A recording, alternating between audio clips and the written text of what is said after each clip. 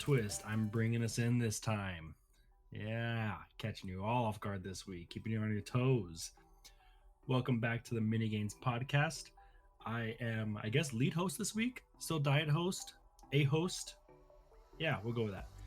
Keith, how are you doing, everyone? I know you can't hear me right now. Fuck, I already botched this, huh? This is so bad, but you know what? We're gonna roll with it. Continue. Fuck it, we're doing it live. Hey, you hear that other voice right there? That is co-host, main host, a host, Mike. How you doing?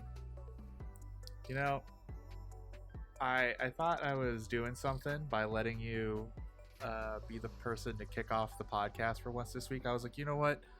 I believe in Keith. He's first mistake. We've been doing this for a while. I think he can handle bringing the podcast in, and I have never been more incorrect about anything in my entire life, I think. So that's about where I'm at right now, but you know, we'll live with it. Look, dude, Blazeball's back, so I might be a little bit distracted. Blazeball's fucking back, baby. It is, and so I might be a little bit distracted, but you know. Oh, don't I know it? Oh man, at least in an uncertain world, there's Blazeball.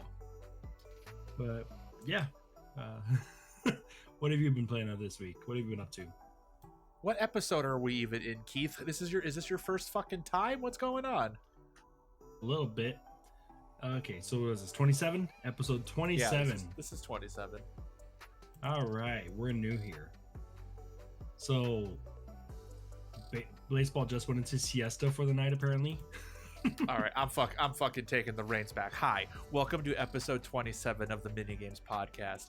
I'm the true host, Mike. This abomination over here is Keith. Truer words have never been said.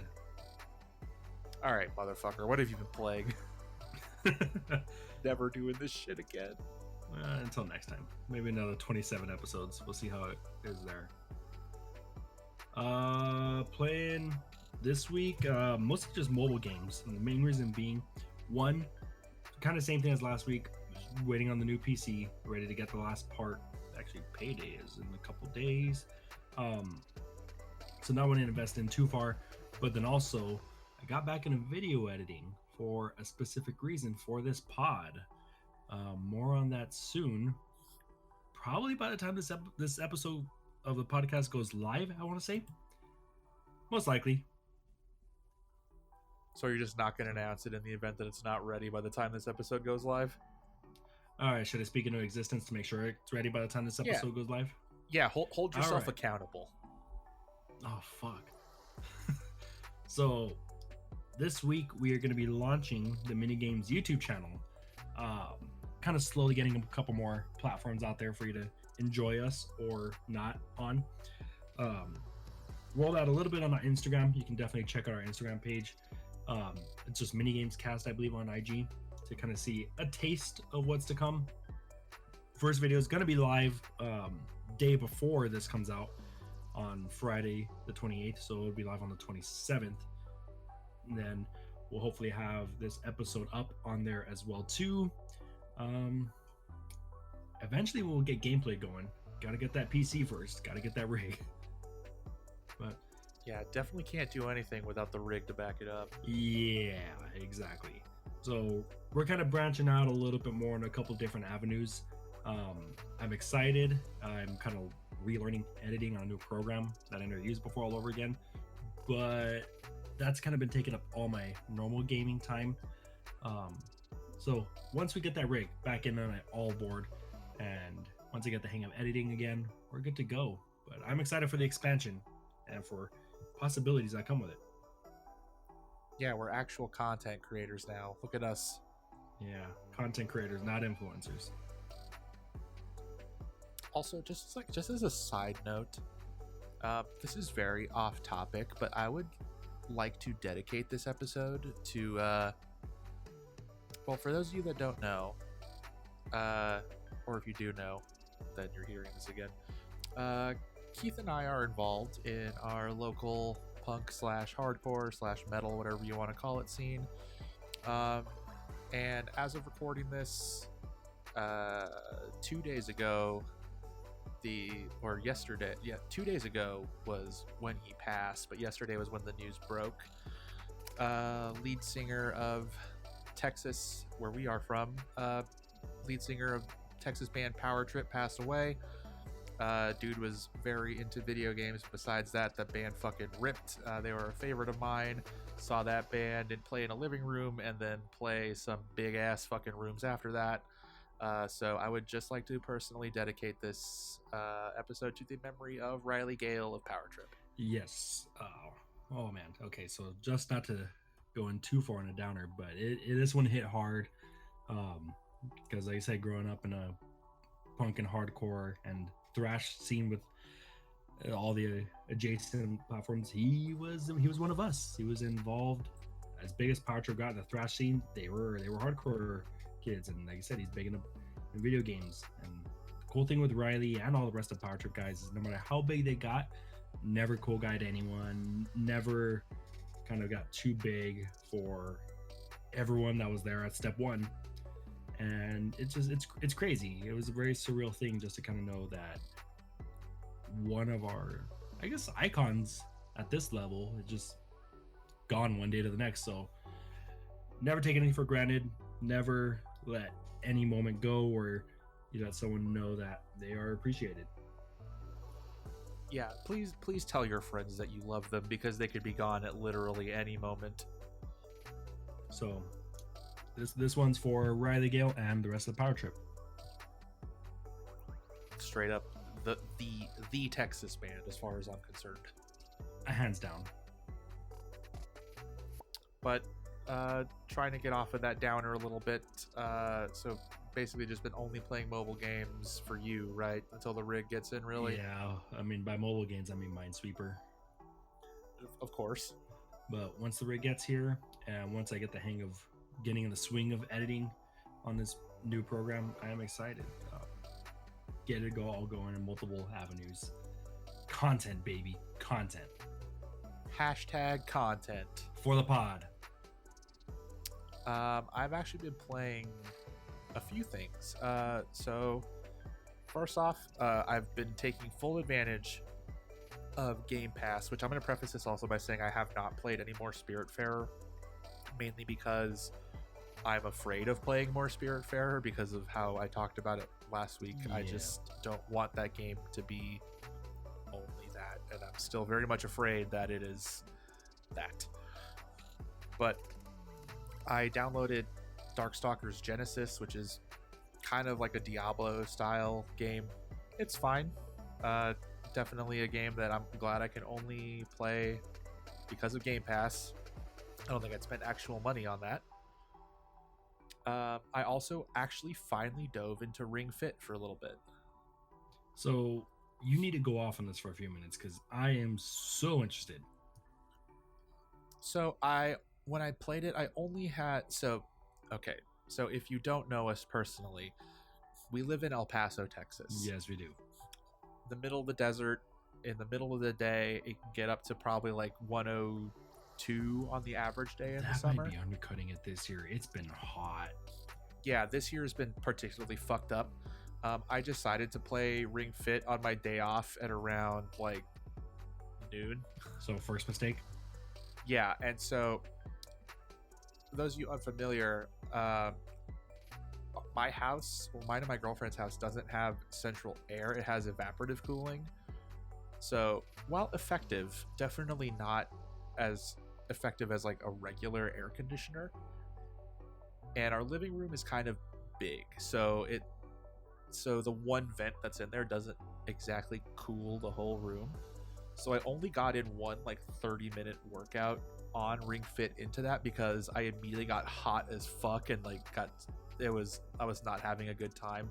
So it's definitely going to be a game that I definitely do like evening stuff with, at least until winter rolls around, because playing it in like middle of the day at like top heat was very much not chill. I get it because it was hot. Yes, yeah, that's the bit. But yeah, the actual game itself though, I like it. So you definitely get a lot of use out of that ring. It basically functions as like a resistance band at a lot of points. Yeah. So the way you obviously move around, it's an on rails game, so you don't actually do any like adventuring per se, and your workouts are all level based. Like I basically just did like the 1-1 of Ring Fit. Yeah. You can set the intensity of the workout you wanted. I have it set to just medium because I'm not trying to fucking kill myself, and I know that I'm a little bit, even though I'm like not in great shape, like I'm certainly in better shape than like needing to do like the fucking lowest setting. Yeah. Something fair. Yeah, something that I know that's fair and I know I can do. So it's a lot of jogging in place to move yourself around, which is good. Gets the blood flowing. The game has you stretch beforehand just to kind of loosen yourself up, which is good when you're working out anyway. I feel like that's something that when I was like actively going to the gym, I would not do, was stretch. As normal. Yeah, and so this game like encourages you to like stretch a little bit beforehand, which I appreciated.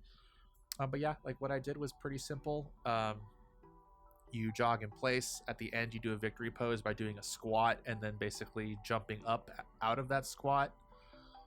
Yeah, that first level was a lot of the jogging. The more you do it at like a faster rate, your character moves a little bit faster. There's like coins and like boxes that you can break that have coins in them also. So you press in on the ring like a resistance band to shoot like a gust of wind that breaks the boxes, and you pull on it to create like a little vacuum. So you're an airbender that pulls coins in. Huh? Yes, you're basically an airbender. All right. You're also Goku because your magical ring that talks to you gives you Goku hair when you work out. Sick. Like it syncs. Yeah, so there's that. But yet surprisingly, the resistance on that ring is pretty intense sometimes. Like it, because you have to pull on it, right, to do certain actions like the vacuum. Yeah. That thing's got some fucking tension to it. Like I thought I was gonna be like, oh man, it looks like I'm gonna snap this thing. But once you actually get into it, you're like, oh no, this motherfucker's solid. Yeah. I think the only thing that I don't like about it, about the actual ring con, that's what the controller is called. Of course that's what it's called. Of course it is, yeah. The one thing I don't like about the ring con is because the way that game works, that's your controller for like menu selection and stuff like that too. So it's like you turn it like a racing wheel if you want to choose like a left or right option. But to move up a cursor up and down, if you want to move it up, you have to lift the ring up above your head. Oh shit. And then when you want to move something down, you like rotate it, like you flip it so it's like it's just so hard to do on like an audio base with no video feed. So you just like, okay, so the ring's neutral position is like in front of you, holding it with both hands. So it's like a circle facing you, like right? Mario Kart thingy. Yes, like you hold it like a steering wheel in front of you, all basically. Right. So to move the cursor down, you just essentially just like tilt it forward. So like the circle is facing like vertically. Yeah. So that's how you move it down. But so any slight movement in either direction also will move the cursor for you. So you can very easily unintentionally move the cursor when you don't want to. Yeah. So I think the actual like controller function of the ring con is not great. I think you do have the option to use the actual buttons on the Joy-Con, since you do have to put hook one Joy-Con into the actual ring con itself, and the other one goes into a strap that you put around your thigh. That's how they track the jogging part of it. So not too far off from like the Labo, because that's kind of the setup that they got. Yeah, it's very similar to like the Labo stuff. One thing that I think is like really cool about it, it's like partly a gameplay feature, but it's actually cool seeing it implemented on the Joy-Con, is that the sensor that's on the bottom of the one that you plug into the ring con is a heart rate monitor. Oh, that's cool. You hold your thumb up to it after each exercise, before and after each level, and it measures your heart rate. So which I think that's pretty cool. I'm excited to actually dive into that a little bit more. So it has like a story mode where your villain is like a buff dragon in a unitard, and I think it's the funniest fucking thing in the world. I want to see that. Holy crap, I want to see that. Yeah, it's very good. Like it's so stupid, but I was like, okay, I love that. I just love this buff. He has like, I'm trying to remember, his name is like really fucking stupid too, and I loved it. So my question is, does it have a main character or no? Yeah, like obviously so technically there's two. There's like your character. It's like you have a male or female avatar. Yeah. And then it just uses whatever name is on your fucking Switch profile. And then the actual ring in game is a living entity. So do you think that ring is going to be in Smash one day?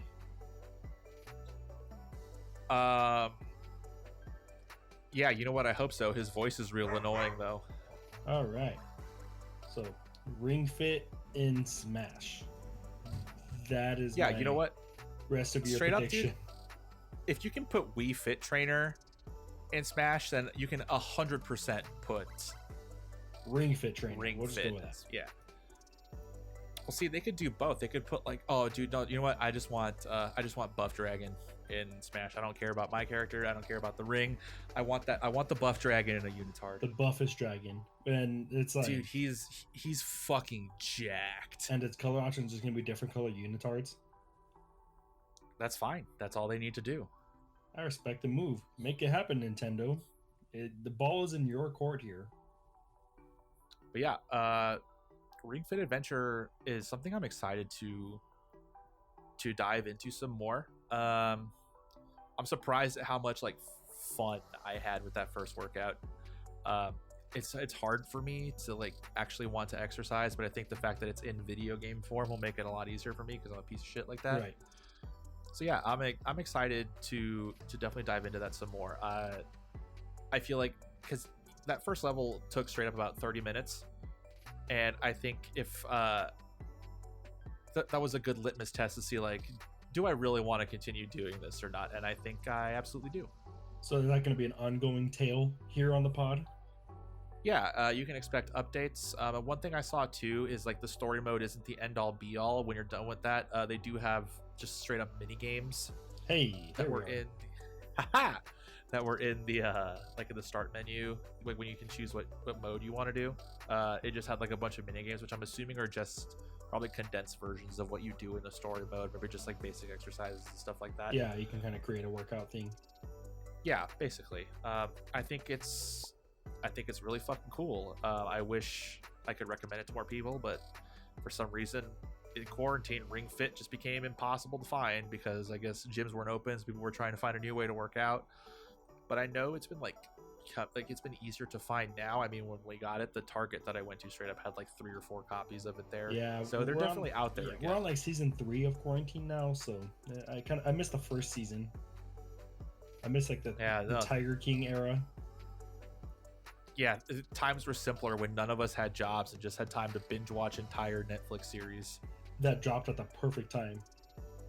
For real. All I had to worry about was Tiger King and Animal Crossing, and I was content. Yeah, so now we're at the Ring Fit era of quarantine, apparently.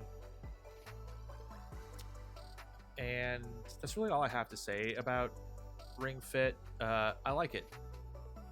One thing, I have also been playing one more game, and I wanted to save this one for last. I've been playing the new Battletoads.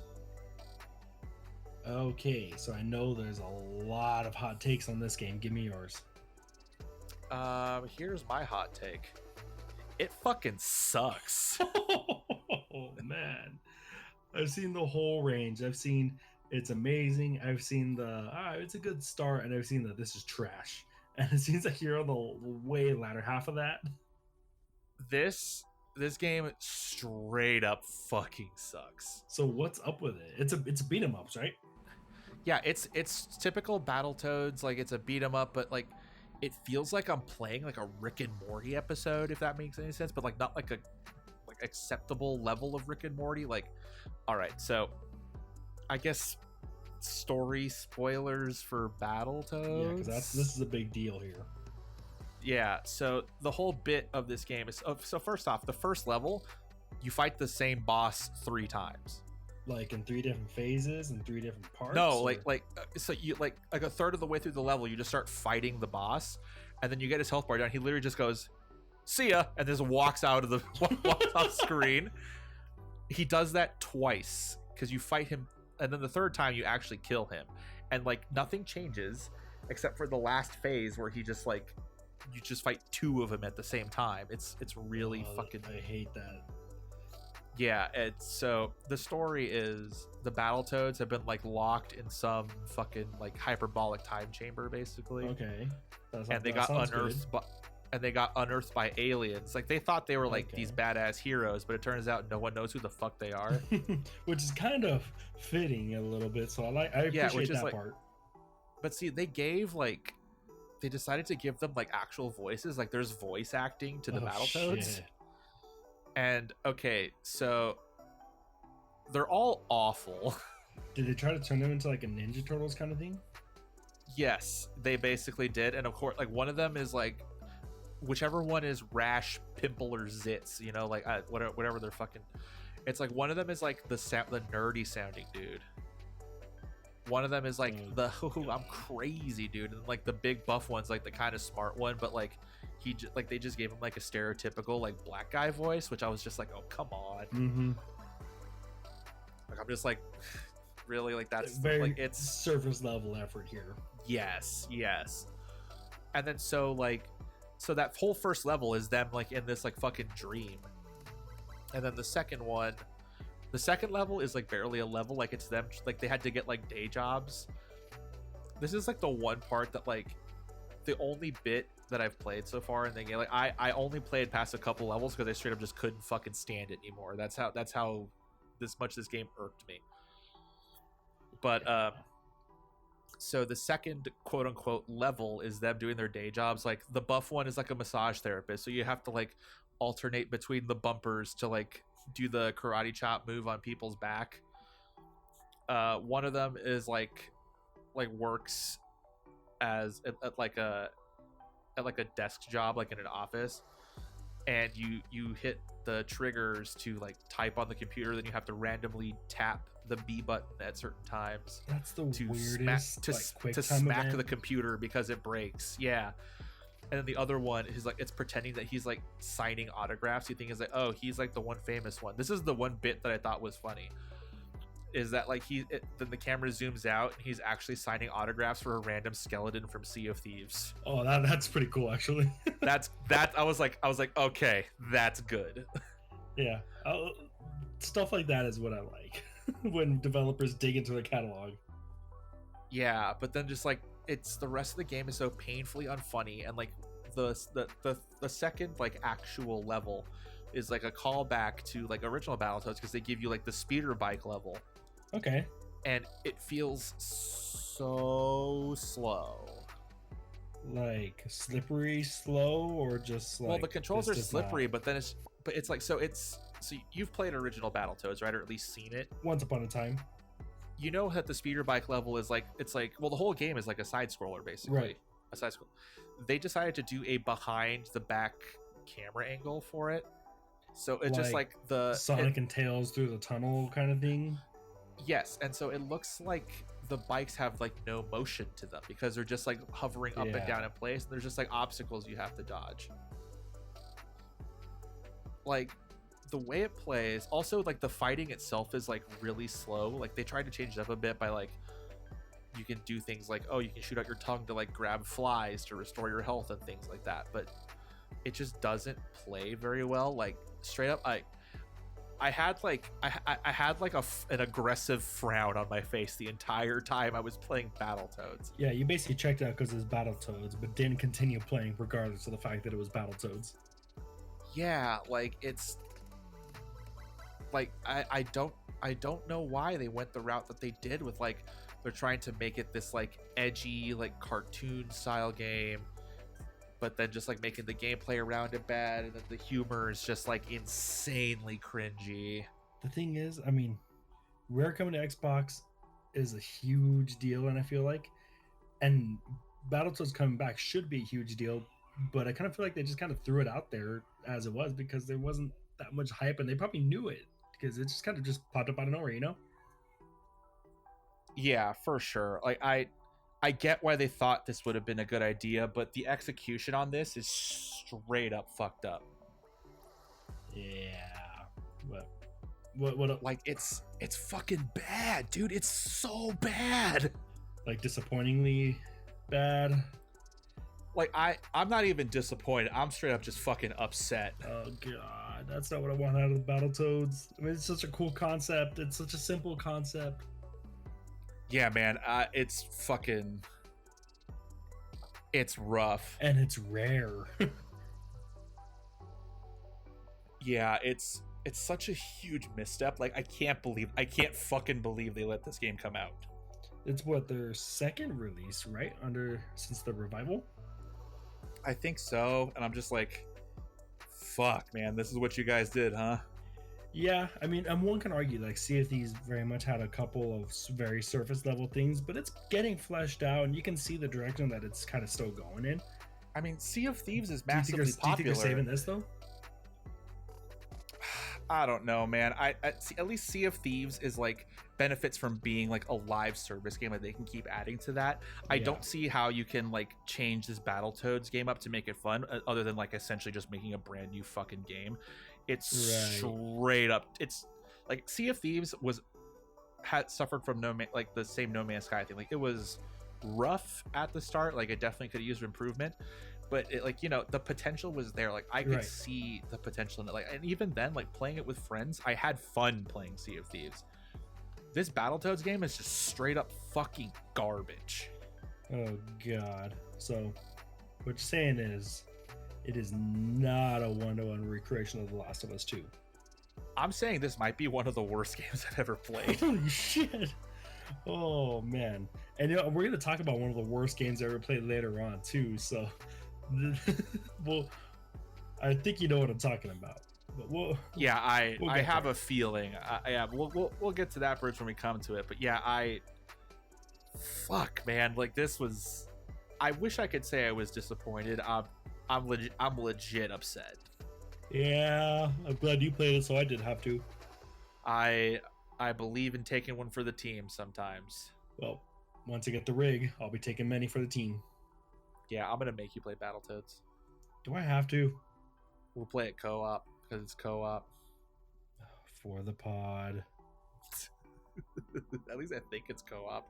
I guess the one cool thing is this, like, you can switch between any of the toads. Like they each have different fighting styles, which is cool. Like the big one is That's obviously cool. like the slow one, but he does like big fucking damage. And then, well, the other two kind of play the same. One's just like faster, and then one is just slightly faster than that other one.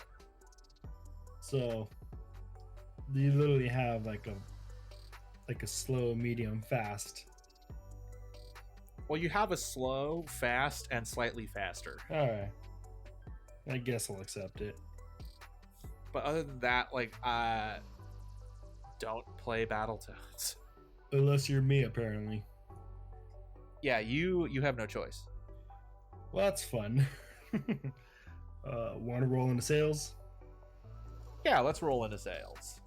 All right. So we've hit the end of August, which means calendar-wise, the beginning of September.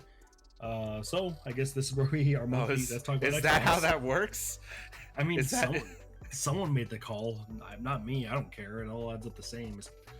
I mean, just explaining how a fucking calendar works on the podcast.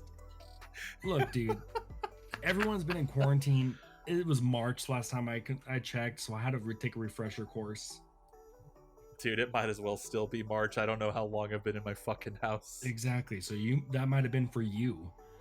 But anyway, time to talk about Xbox, our once a month sales section for them. This is my biggest thing that stuck out to me as far as coming to Game Pass for September. Resident Evil 7 Biohazard on console and PC in just a few days, so September 3rd. Sick. Yeah, it is. And I don't know if you had seen, but they have put out a statement saying that they are absolutely working to put more third-party content on Game Pass. Which is good. Yeah, they need it right now. With the Halo news, they need that. They need to... Oh, yeah, for sure. They need to do fucking something since they fucking ruined Halo. Yeah, I mean, that's their main service, obviously. They're kind of putting a lot of eggs in that basket, so they got to beef it up. and it sounds like that's exactly what they're doing. So at least good on that. We'll see how it plays out a little bit more. But as of right now, yeah, Resident Evil 7 Biohazard. That's a good game for Game Pass. I want to say that's a hefty game for Game Pass. Yeah, Resident Evil Biohazard is a fucking awesome game. Really, the return to form that like I think the Resident Evil franchise needed. So, and the fact that you can play that for virtually nothing is sick. Yeah, so there you go. And I don't think it's on sale anywhere else in particular, so that might be your best value there too. Yeah, honestly, same. I would agree with that. Yeah, and there was probably a couple other games. That was the only one going to console and PC, so it's the only one I listed, or at least the only notable one, I want to say. Sorry, other games. This is my time to talk about you, and I will lump you all in the category of other games.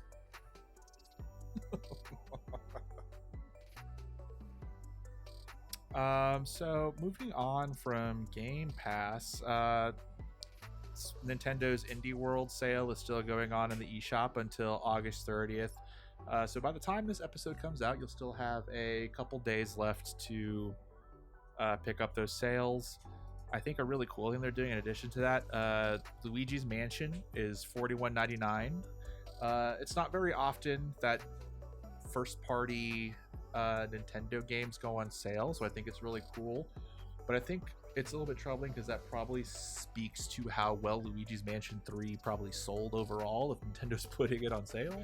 Part of me thinks yes, part of me thinks no, because I did hear initial numbers were very good, but I just don't know how much, like, I guess how many legs it had on it to keep it getting sold.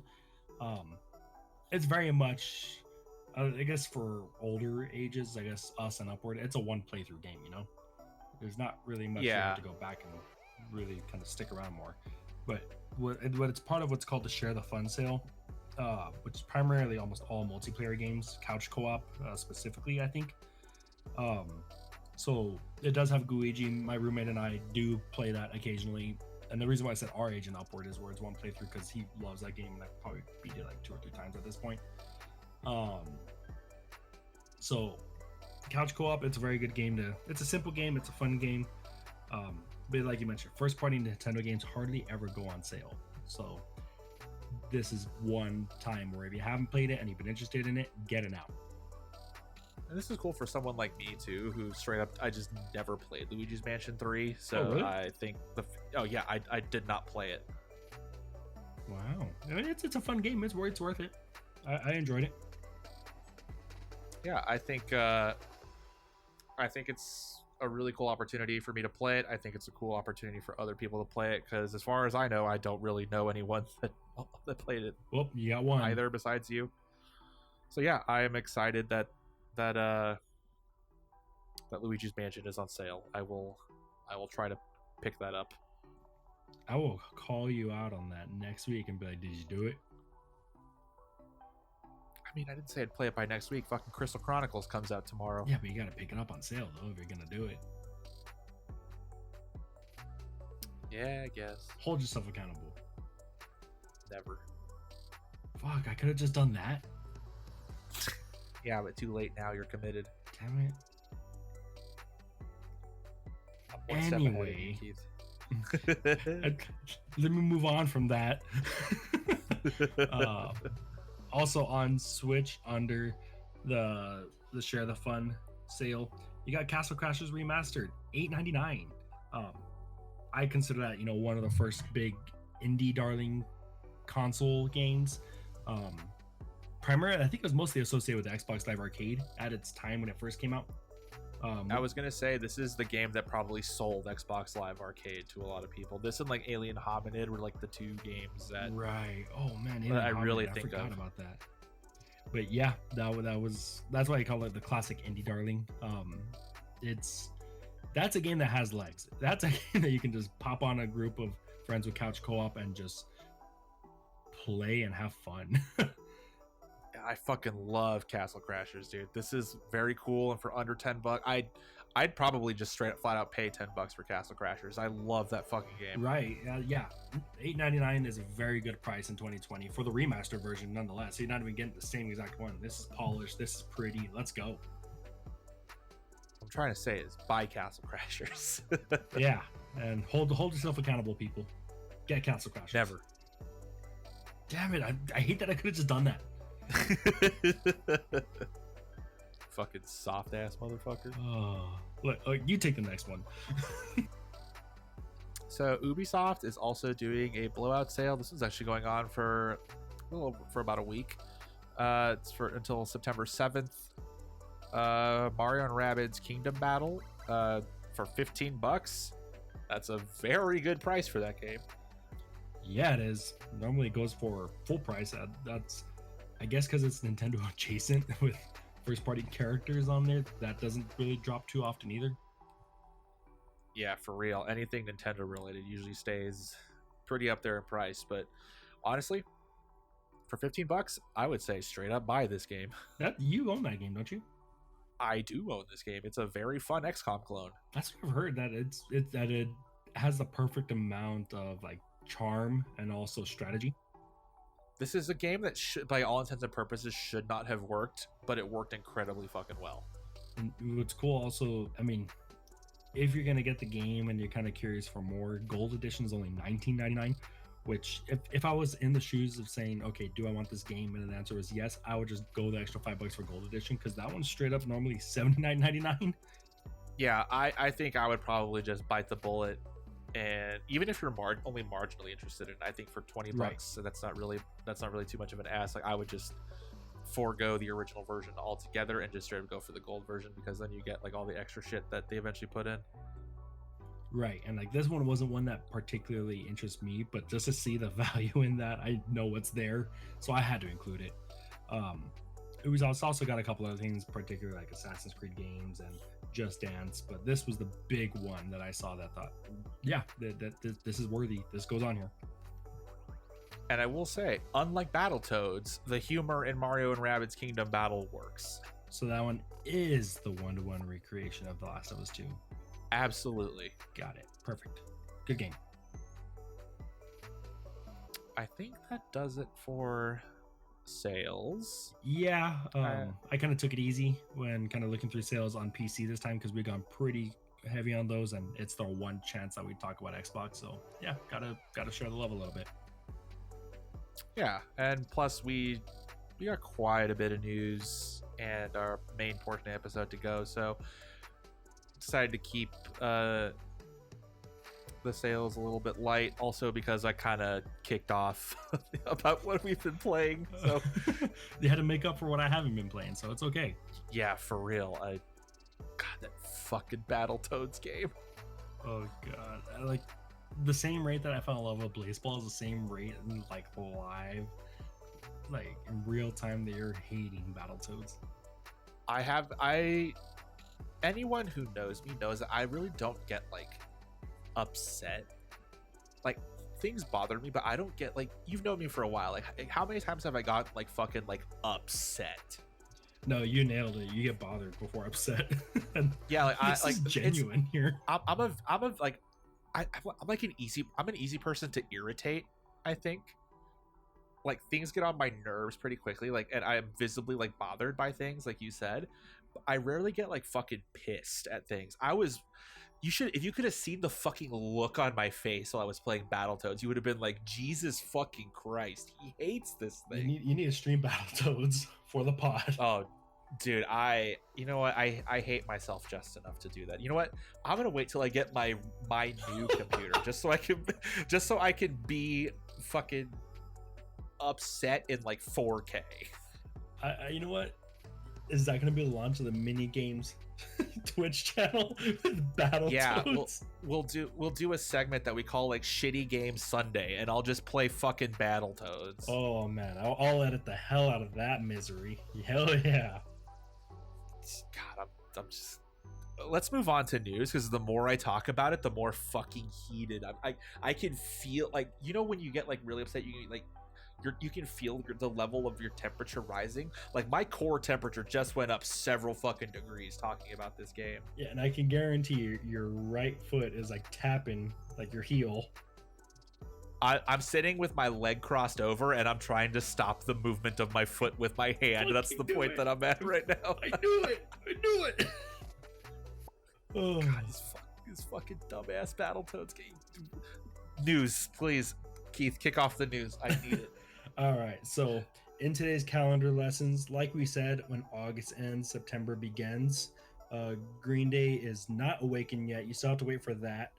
But there are a couple games coming out this month. First off, the mildly anticipated, highly anticipated, I don't know, this is a weird reception so far, but Marvel's Avengers coming out September 4th. I almost expect you to kind of kick off with this, what you've been playing, because I know you played a little bit of the beta, didn't you? Yeah, I did play a little bit of the beta, and this is another game that I also did not like. Oh man. Did you do any of the story? Because I heard that's really where, like, I guess the main charm of the game is. Well, okay, so here's the thing. My computer that I have right now, I've had for 4 years now, maybe, probably pushing 5. I don't know if it's just like virtue of like the graphics card being older in that, but this game ran like shit. Just like choppy or what? Oh yeah, like I was in dropped frame city, and like the textures were super muddy. It had like this weird, like everything had a weird like plastic look to it. Yeah, like still loading. Like it was so hard. It's hard for me to like explain how it looked. Really, it looked really fucking bad. It chugged. I was listening, so I listened to the Giant Bombcast a lot, and Jeff Gerstmann described the game in a way that I was trying to I couldn't really put it into words until then. The HUD looks like some fucking Nintendo GameCube shit. Oh shit! Like it's crazy. Like the combos don't feel satisfying. Like I think the thing that irks me the most about it, though, it's so weird that this is the thing that upsets me the most about it, but. So I play a lot of Diablo. I'm a big Diablo fan, and I forgot to say what I've been playing. I jumped back into Destiny lately, so I play a lot of Destiny as well. Mm-hmm. When I play games that are heavily involved around loot, I like seeing the visual progress. The loot in this game is under the way they're spinning the loot is like it's augments. Like, so let's say like you're playing the Hulk, who's by the way the only fun character to play as is the Hulk. Okay. Like let's say you get new like what would be the equivalent of like gloves for your character or something. Like if this was like a regular RPG. So like Hulk gets Hulk hands kind of thing, like the ones you got at Walmart. Sure. Yeah, exactly. But instead of like it's like it augments like their actual like physical body. Like it's like fucking arm implants and shit, so you don't actually see anything on your character. So purely like stats like, then. Yes, it's straight up stats, and like I get why they wouldn't want to do that because it's like, oh, these iconic characters, but they just have full on costumes that you can buy with currency. Like they give you some currency for free just so you can buy shit to test out the store.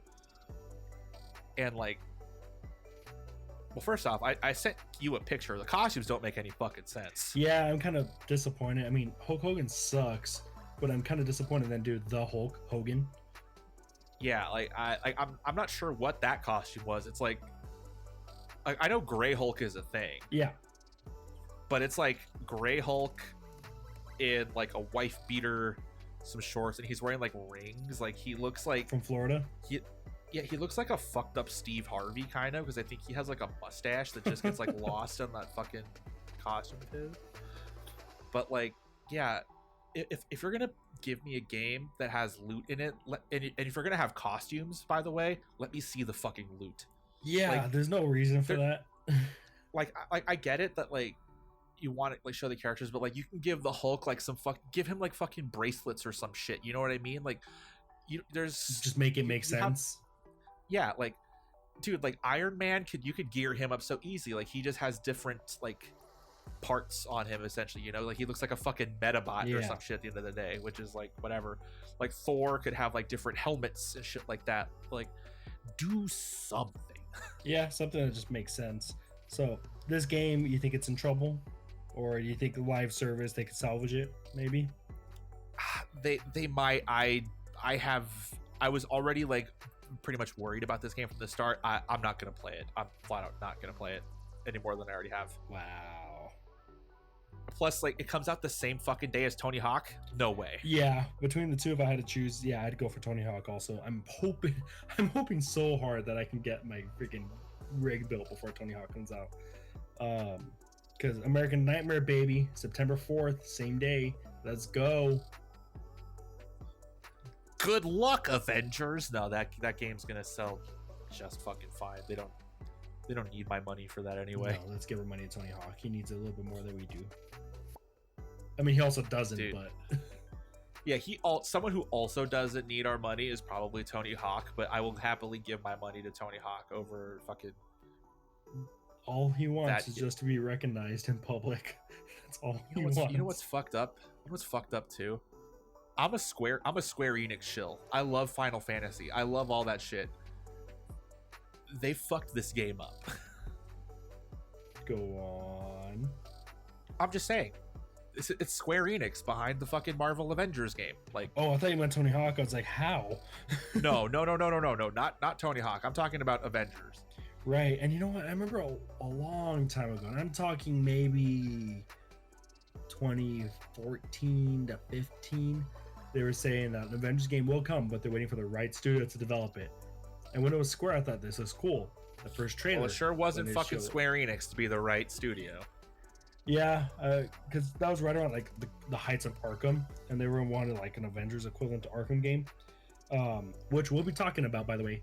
Did we ever say what this week is going to be, or should we just hold off on that? I don't know. I'm doing this live. Yeah, let's starting to get fucking upset again.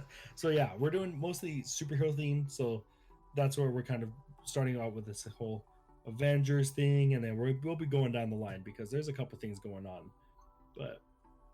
Yeah, it doesn't sound good, especially based off what you're telling me. Maybe PS4 players are going to be happy. We'll just leave it there. Yeah, probably. I'm just like after playing that beta, like I know it's just a beta. It's not a representation of the final game, but considering the final game comes out next week, yeah, I want nothing else to do with that game. I think. Maybe it might be a thing where, say, 6 months, a year down the line, where we see improvements and might be worth kind of going back to. I mean, the way I see it is if they can salvage Battlefront 2, then this doesn't seem like it's too far off, because at least it doesn't have all that fuckery.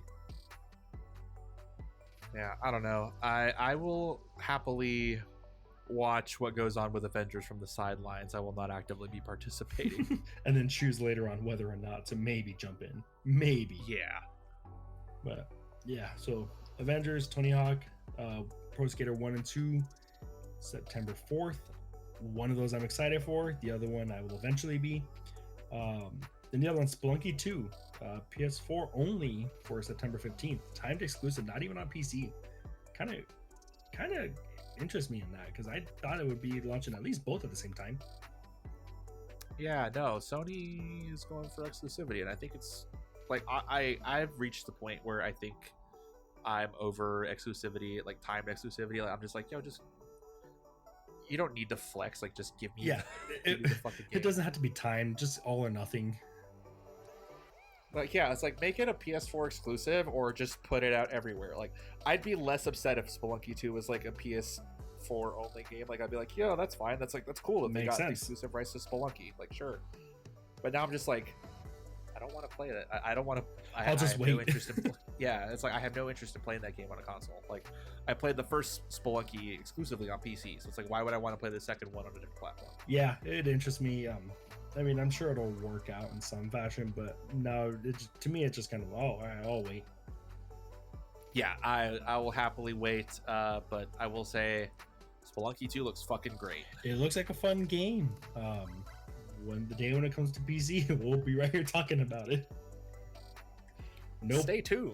Yeah, no date announced as of right now though, so that kind of bugged me a little bit, but it'll come. Not like I don't have a backlog to get through. Yeah, it's not like there's a bunch of other shit coming out in the meantime. Like I said, as of recording, starting tomorrow, I will be selling my soul to Chris Chronicles. So. I respect the move. But yeah, September, it's a light month. I'm sure part of it is due to COVID. But even then, there wasn't too many things announced beforehand. I think maybe the major shakeup was the Destiny DLC that should have come Yeah, out this well, month. this was supposed to be August is supposed to be Cyberpunk month, so Yeah, we should have been talking about that, but it'll come. At least I'll have the rig by then. God, I can't fucking wait to play Cyberpunk. On a rig. Yeah, for real. So, yeah, September's pretty light, but like we said, at least there's a backlog. Very true. So, this next bit of news I kind of put in a little bit last minute. I saw this on Polygon and thought, sure. That was my first thought seeing it. Yeah. But they are making another Pokemon Go. But instead of Pokemon Go, it's The Witcher. All right. So when you say, because I haven't looked into this, when you say it's a Pokemon Go, do you mean like literally like ARG, like real world kind of thing, or? Yes. Oh man, I thought you were making like a Elder Scrolls Blades thing or something like that. No, I'm gonna read you this quote here. All right, bring it. Featuring console grade visuals. It's called The Witcher Monster Slayer, by the way. Right. Monster Slayer lets players explore the world around them while tracking, studying, and fighting monsters both new and familiar, using time of day and real-life weather conditions to gain the upper hand, CD Projekt explained. Preparation is key in order to defeat tougher enemies, as players will need to brew powerful potions and oils, craft bombs and monster bait, and upgrade their character before putting these beasts to the sword and signs in first-person AR combat. Yeah, it's Pokemon Go, but more battling, I guess. Yeah, and here's the thing. I am very much a shill for The Witcher, so I will absolutely download this. For the pod, I might do it too. I kind of eased up on Pokemon Go. Yeah, I can't even tell you the last time I opened it. Yeah, I mean, I think I burned myself out way too fast because I leveled up so fast on that. Yeah, you went hard on the Pokemon Go. Yeah, I did, and I don't think I have it in me to do it again. But my thought on this was, like I said, I kind of first thought went to Elder Scrolls Blades. Are they kind of trying to expand The Witcher into being a bigger thing because of the success of the show, knowing it can have potential mainstream like fan bases?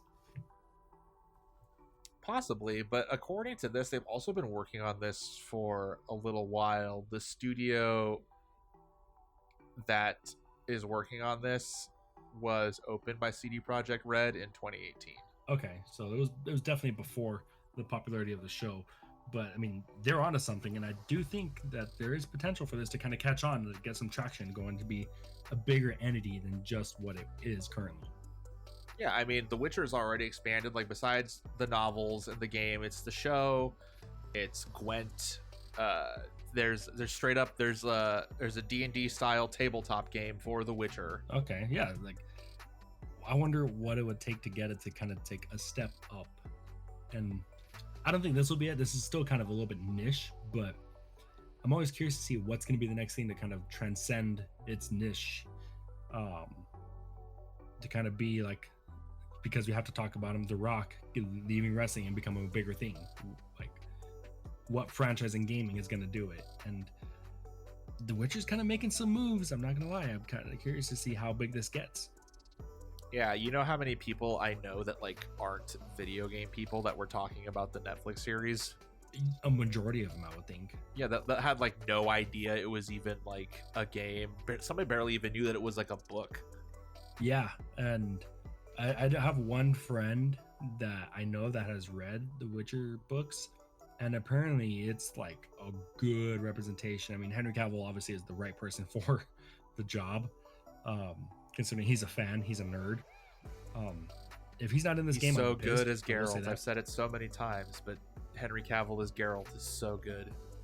If there's no Geralt in this game, and I mean Henry Cavill's Geralt, and there's no coins, I will be pissed. That song is so good too. It is. Did you see there was mods to get to where he's in a tavern singing it in The Witcher 3? Fuck yeah. And there's an actual crowd watching him too. Yeah, between that one and I want to get Macho Man in The Witcher 3. I need this rig. Ever since I saw Macho Man in Skyrim, I want to get him in everything. Your time will come. My time will come. I will join the elites. But yeah, Pokemon Go Witcher. Curious on that. I wonder how much it'll pick up steam. If this catches on, The Witcher's basically like franchise proof. Yeah, and good to note, it is coming out this year. So soon. Yeah, and it will be free to play. Obviously, we'll probably have some sort of microtransactions in it. It's fine. But, you know, free to play. It's fine if they do it in the same way Pokemon did. I would say Pokemon Go to me is like probably the perfect like mixture of the two. On mobile. Yeah, Pokemon Go microtransactions are relatively inoffensive to me, so I'm just like, yeah, whatever. Yeah, I mean, really, just to get things that you can get while playing the game. It just speeds it up. That's fine.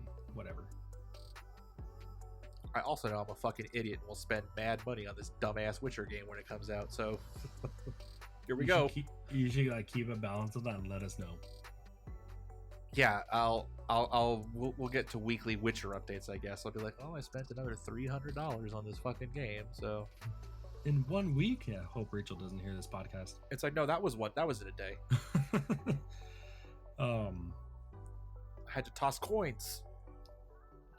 Tossing coins to the Witcher game. Hell yeah.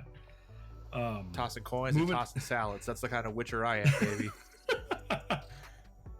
Hell yeah. Moving on, there is a part 3 for Epic versus the World. This one didn't catch on news-wise the way I thought it would, but it's kind of, I guess, just a minor annotation in the news. So for those of you that didn't keep up, obviously, SparkNotes, Epic undercut Apple's for their purchases in-game. Said, nope, we're not doing it through you. Do it through us. Do it cheaper. Apple said, nope, you can't do that. Your game is off our App Store. So... And then Epic said, where are we dropping, boys? Oh, it's legal lane. Served. And then also, wait, what, Google? What are you doing over there? So Epic basically ended up getting all of their developer kits and all of their accounts and its ability for Unreal Engine on iOS, just saying, nope, Apple's just took it away from them. So there was some residual collateral damage out of here that was going to keep on going. But I don't know if this was just today or a few days ago, but Judge Yvonne Gonzalez Rogers of the Northern District of California ruled that Apple cannot block Epic's developer accounts and its ability to update the Unreal Engine on iOS and Mac.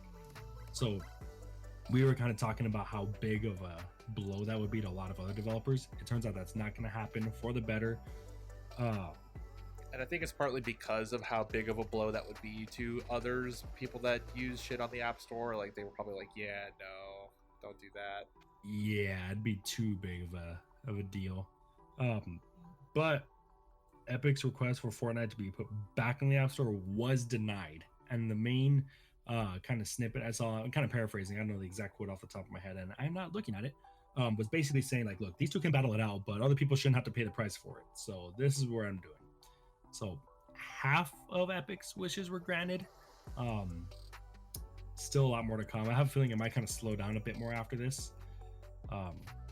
We'll see. This is part 3 in an ongoing tale that's been very entertaining for us here. Taking him to court night. Oh no. You had all that goodwill from me botching the intro and you just blew it right there. Oh my god.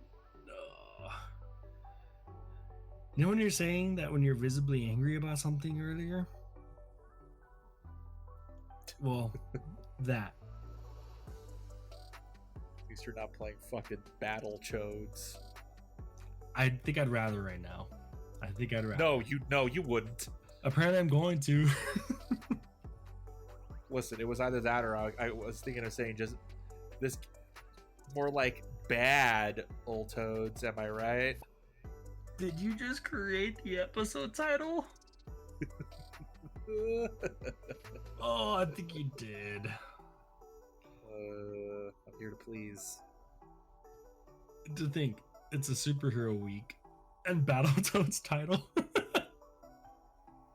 Look, dude, I get that, like, we have big shit to talk about for the main portion of the show,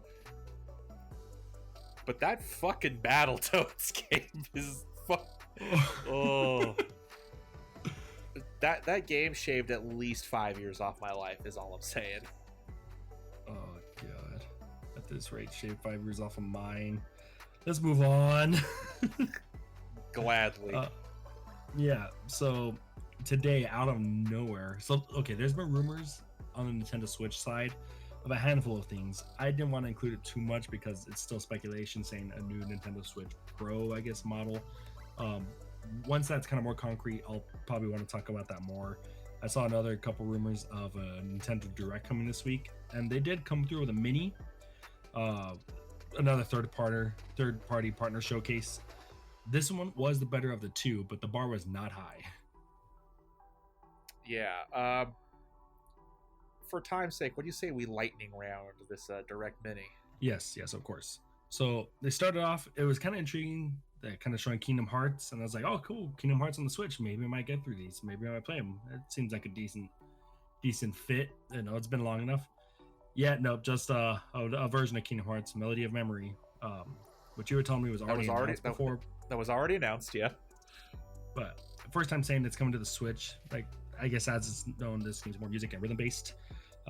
More story in this, a new chapter. So my first thing, I remember it was on this pod when you educated me on Kingdom Hearts, and I thought, what the hell? So this is adding more to that fuckery.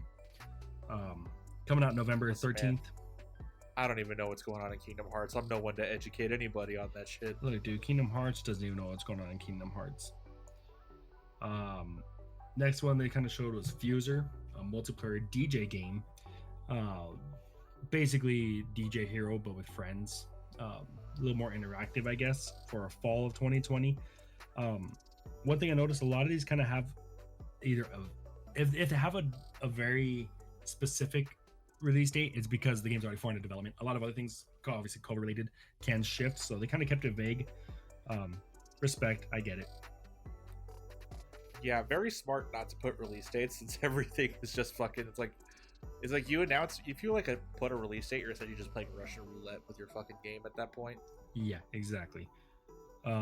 Next it showed, I might botch this, but Taiko no Tatsujin, I think is how it's. That sounds about right.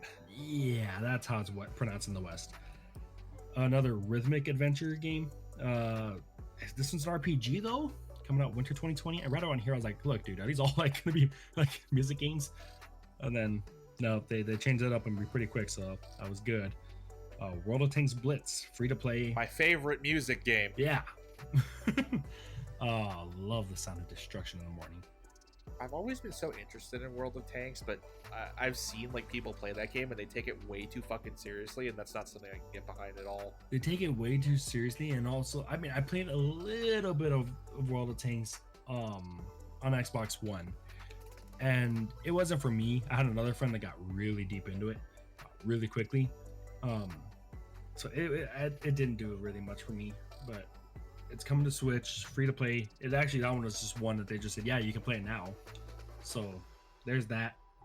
Out of all the ones, believe it or not, this is probably the one that caught my eye the most. Big Rumble Boxing Creed Champions. I think it's just because I'm a sucker for the Rocky franchise. I think it's probably one of the best franchises ever. I would agree with you on that. Oh, it's so good. All of them, even the bad ones, because it all comes together so good.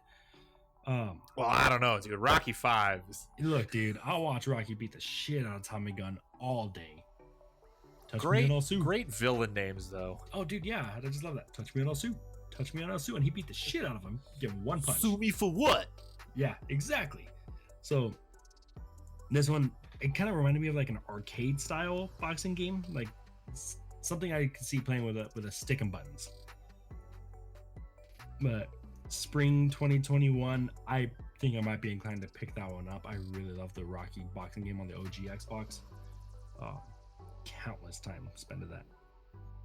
Here's one that picked you up just to let you down. Collection of Saga Final Fantasy Legend Collection. Yeah, so when I saw Collection of Saga, my heart immediately went pitter patter because I thought this meant so for those of you that don't know, Square Enix has technically two franchises, main RPG franchises. They have Final Fantasy, and then the one they had before that was Romancing Saga. Right. And Saga is big S little a, big G little a, because of course it is.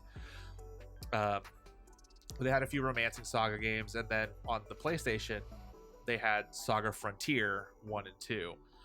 The Romancing Saga games have been getting re-released slowly on different different platforms. Like I think you can get them on Switch also, but I know they're on PC. I have Romancing Saga 2 on my Switch. They're probably available. They're probably available everywhere at this point. They even released like a mobile game, like a gacha game for phones for Romancing Saga.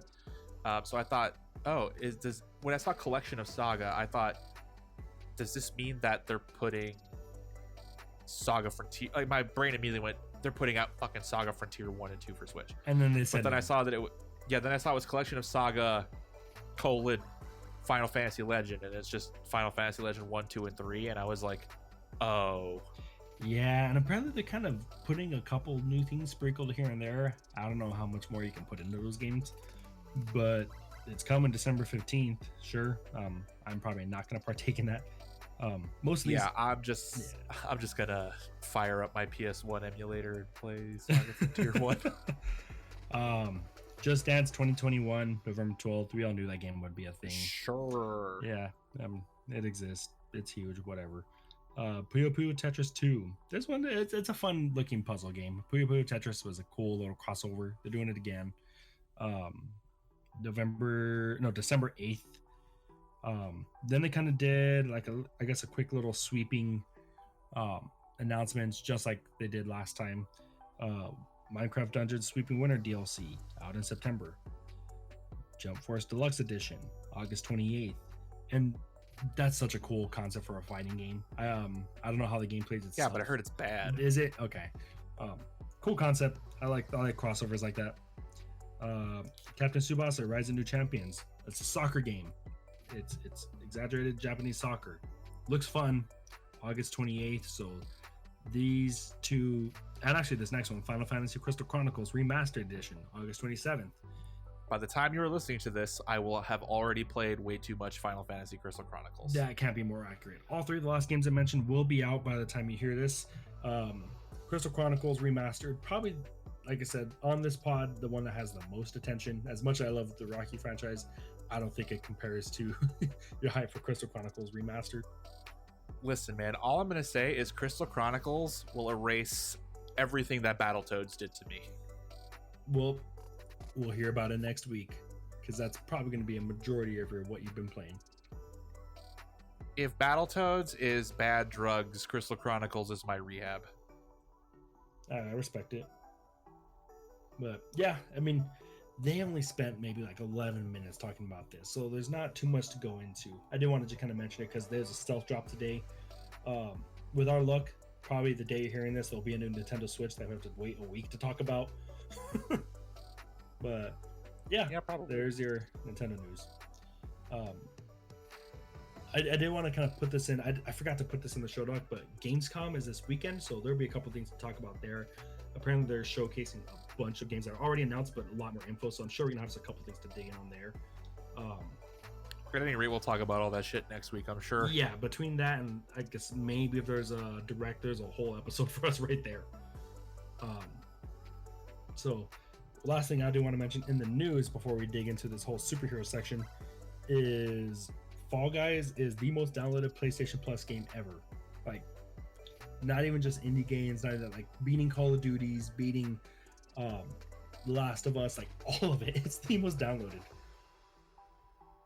That's fucking wild, and it's sick. I think Fall Guys deserves it. They do. I mean, granted, it was a free release game, but not even Rocket League, which probably was one of the first kind of big games to take off on PS Plus subscriptions, and this outdid that. Yeah, never underestimate the power of free. Right. And it's led to, I think I saw a crazy, I think it was like 7 million Steam or something like that as well too. There's so much fear missing out with this game, and I have fear of it, and I own it. Yeah, Fall Guys is truly something special. It took a genre of games, it's like the Battle Royale, and made them not boring. So shout out to Fall Guys. Yeah, and apparently they're going to do a season 2 announcement at Gamescom. So there's more. There's legs on this game. It's not just going to be a one-hit wonder. This is going to stick around, and I'm excited for it because I'm probably going to be there every step of the way. Yeah, we'll see you motherfuckers on Fall Mountain for the aggro crag. Don't forget to grab. But yeah, news. There was a decent amount of it, mostly because Nintendo just decided to drop this bomb on us real quickly. Otherwise, it probably would have been light, to be honest. So I'm just gonna kind of not waste time and roll right into the main chunk of this week in our superhero week. I guess it's a continuation of news because this all just got announced and officially put out there. But we needed a theme for this week because everything else was pretty light. So here you are. Yeah. So here's a continuation of the news in our main episode, or main chunk of the episode. DC Fandom Part 1 happened this weekend. Robert Pattinson. Robert freaking Pattinson. Yo, looks tight. Yo, he beat the shit out of that one dude. Have you seen the edits where they show him punch the and they're dude? fucking phenomenal. It's so good, especially when it keeps cutting to the kid's face. I saw an edit that someone, as soon as he starts punching that dude, Decode starts playing. And I was like, oh, beautiful. The memes are already so good. And it's okay, so my girlfriend and I just rewatched the whole Twilight franchise. So like it's fresh in my head. In the first movie, when all the Colons are walking in, she goes, "Who's that guy?" First thing I said was, "I'm Batman."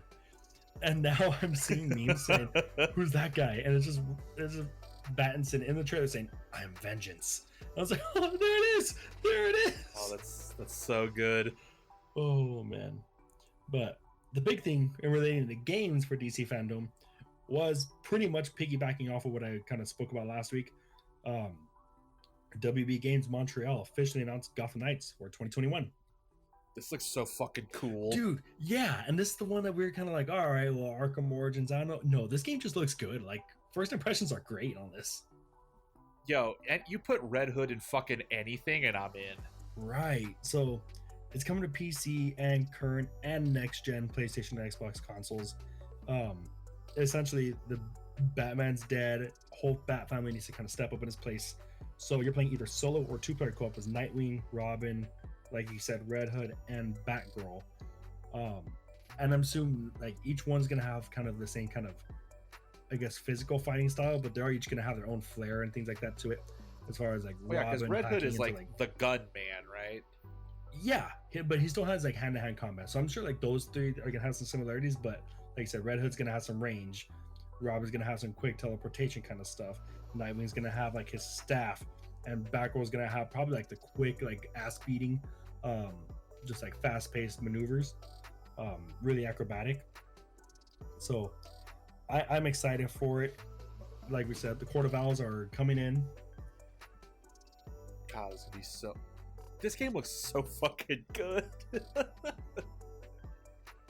I don't really know what to say about it. Like, obviously, I'm not like comic man or anything, but I just think this game looks really fucking good. It does, and it's not an Arkham continuity.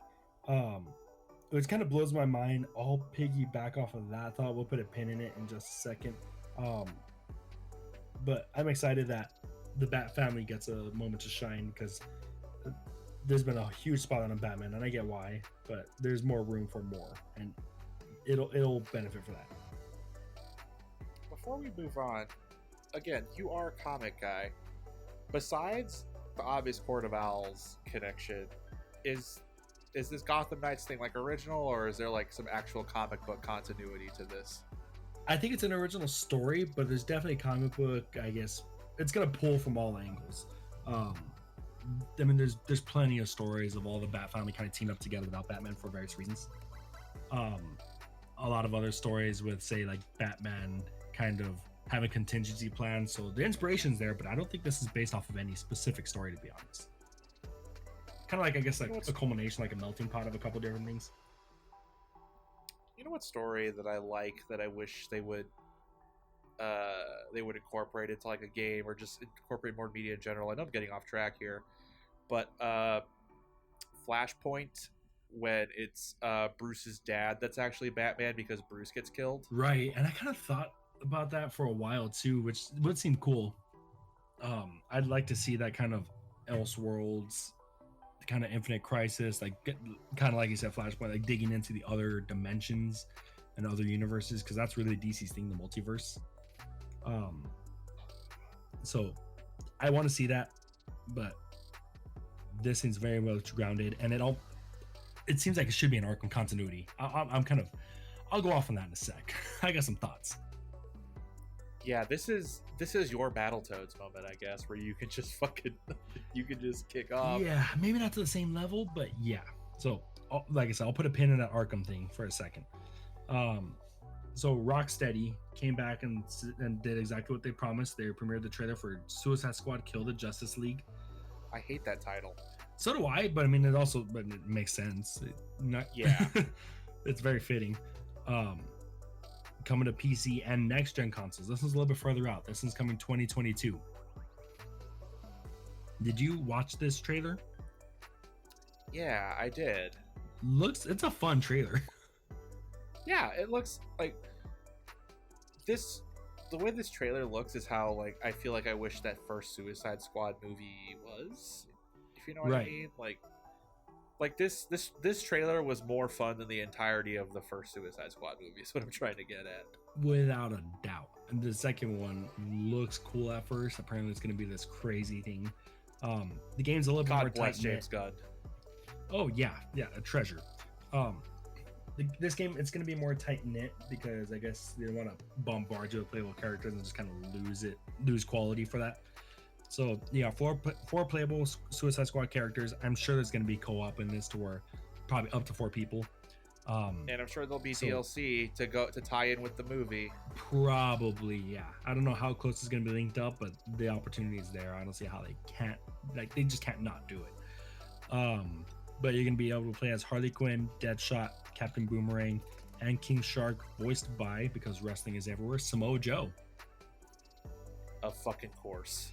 And I love how, like, King Shark is like a simp for Superman. But yes, Simperman. But plot twist, he's not your average Superman. So it looks like a Brainiac invasion, which no, Brainiac's more like your thing when it comes to, like, I guess DC and Superman. Yeah, I like Brainiac a lot, but I think I'm tired of seeing Brainiac and shit. He's gotten a spotlight recently. I can't argue that one.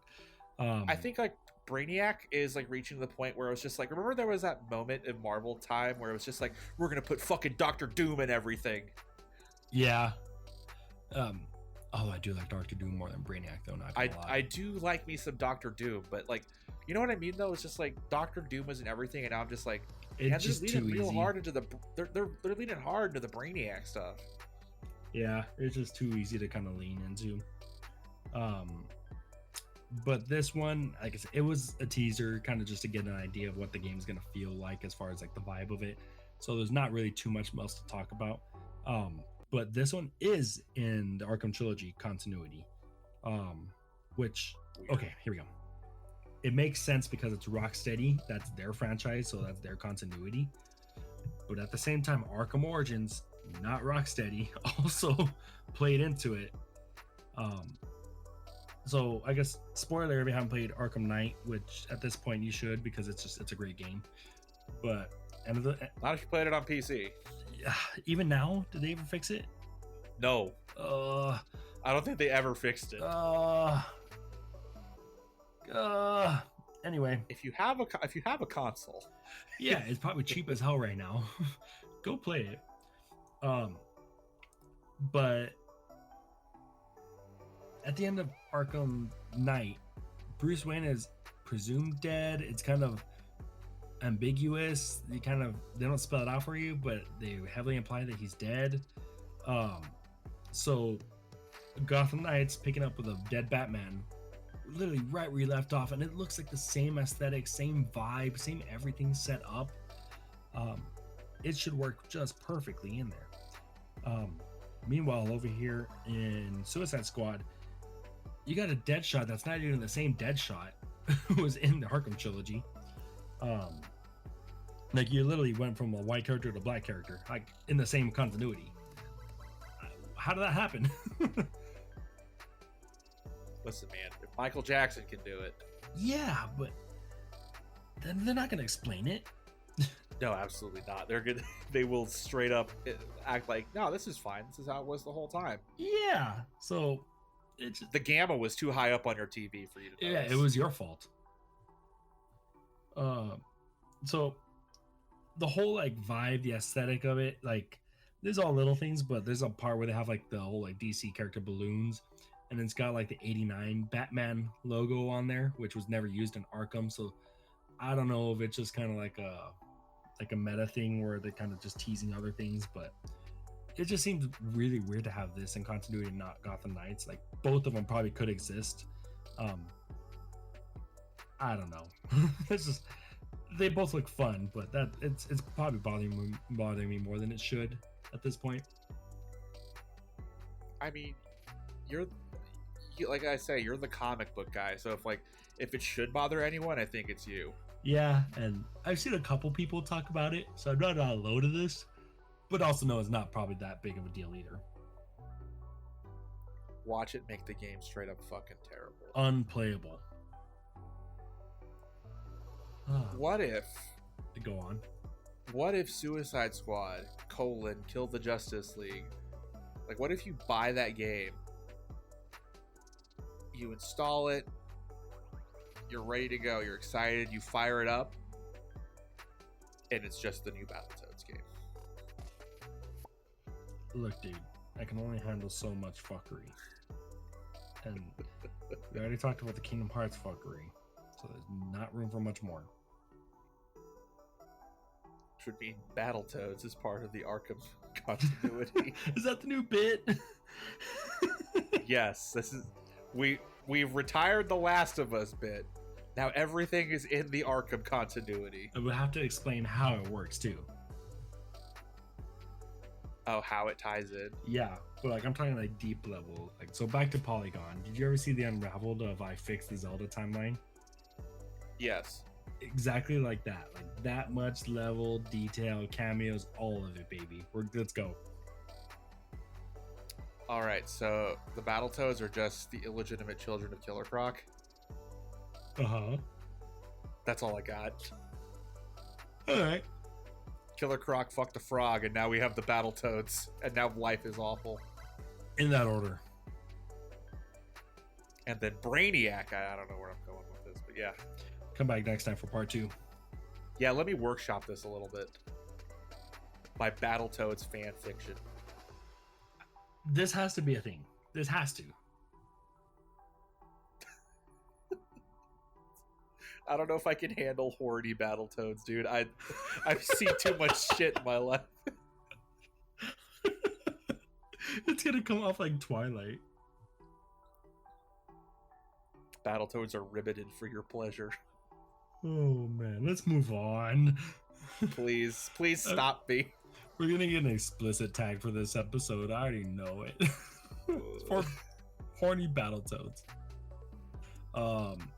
So yeah, this is our retrospective segment, talking about the good and bad history of superhero games. Because believe it or not, they're a prominent thing. Here we are. I kind of listed a couple of various style of games. For me personally, I kind of see my kind of start of superhero games kind of going back to like the arcade beat 'em up style, particularly the X-Men, Ninja Turtles, and Spider-Man and Venom Maximum Carnage games. Which one of those do you think you probably put a little bit more time into? Look, dude, I'm not gonna like. I know that like X-Men Arcade has like the Welcome to Die thing, and that's like the meme. Yeah, but I can't tell you how many dozens of hours of my life I spent playing Turtles in Time. How many quarters too? Well, see, here's the thing. I owned the home console version of Turtles in Time. So it's just time. Yeah, I had all the time in the world. But that game's hard as fuck, so I was just bad at it as a kid. And it's not a superhero one, but the Simpsons one too. Like those were just some like A+ beat 'em ups. Yeah, Ninja Turtles are superhero adjacent.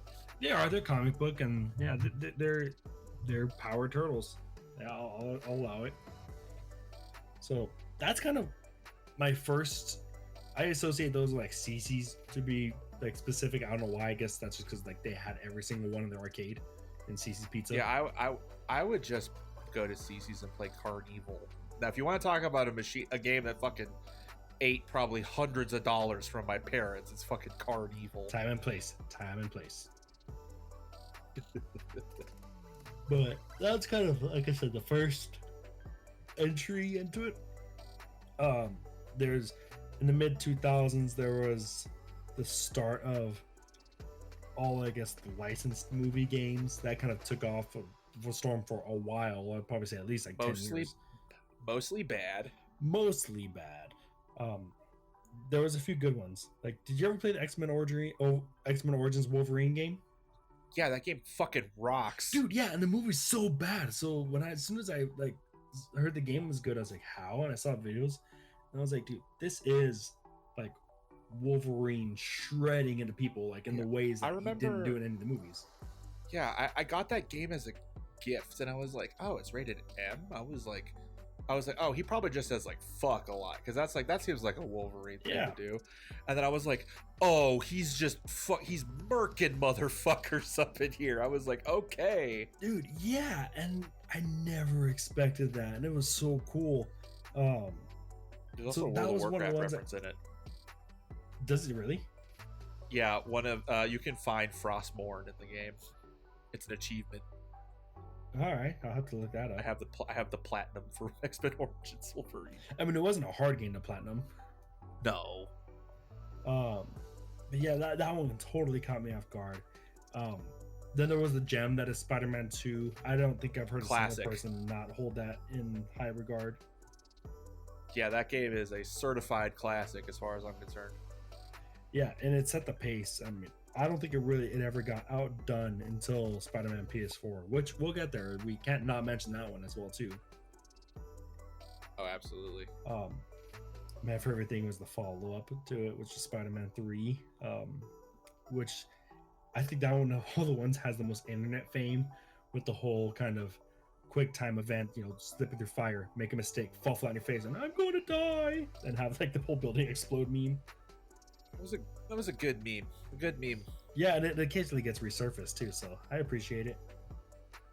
I think that's probably its lasting thing. I don't remember if it was 2 or 3. One of them I just remember having vivid memories of fighting Mysterio like around the Statue of Liberty. I think that's 2. It might have been 2. I remember playing 3 and kind of thinking, no, this is fine, I guess. There's a whole list of other stuff, like a lot of the early MCU games, I want to say probably up until before Avengers, each one got its own entry, it being like Iron Man 1, 2, and I think even 3. I know that's post Avengers, but I think 3 got a game. Thor, Captain America, and they were each one obviously had to be rushed to release alongside the movie. All bad. Yeah, my main beef with those is like no matter what licensed game it was, it's like either, okay, do I play it now and spoil the movie, or do I watch the movie first and then kind of get bored of the game? It was just a cash grab. There's no point to it that made sense. What sucks too is like after the X-Men Origins Wolverine game, I was like, fuck, man, this could either be typical licensed bullshit, or this could be one of the best games I've ever played. It's like I'm playing it's like I'm like heavy stakes gambling right here. Yeah, and at least it was given to you. It wasn't for me. It was probably not until like a year or 2 later when I kind of heard like how good the game was, and I was like, really? And then that's when I played it. I think I might have been the one that hyped it up to you, because I remember just telling him, I was like, you play this fucking Wolverine game? It might have been you. He puts people's heads in a helicopter. Yeah, it might have been you.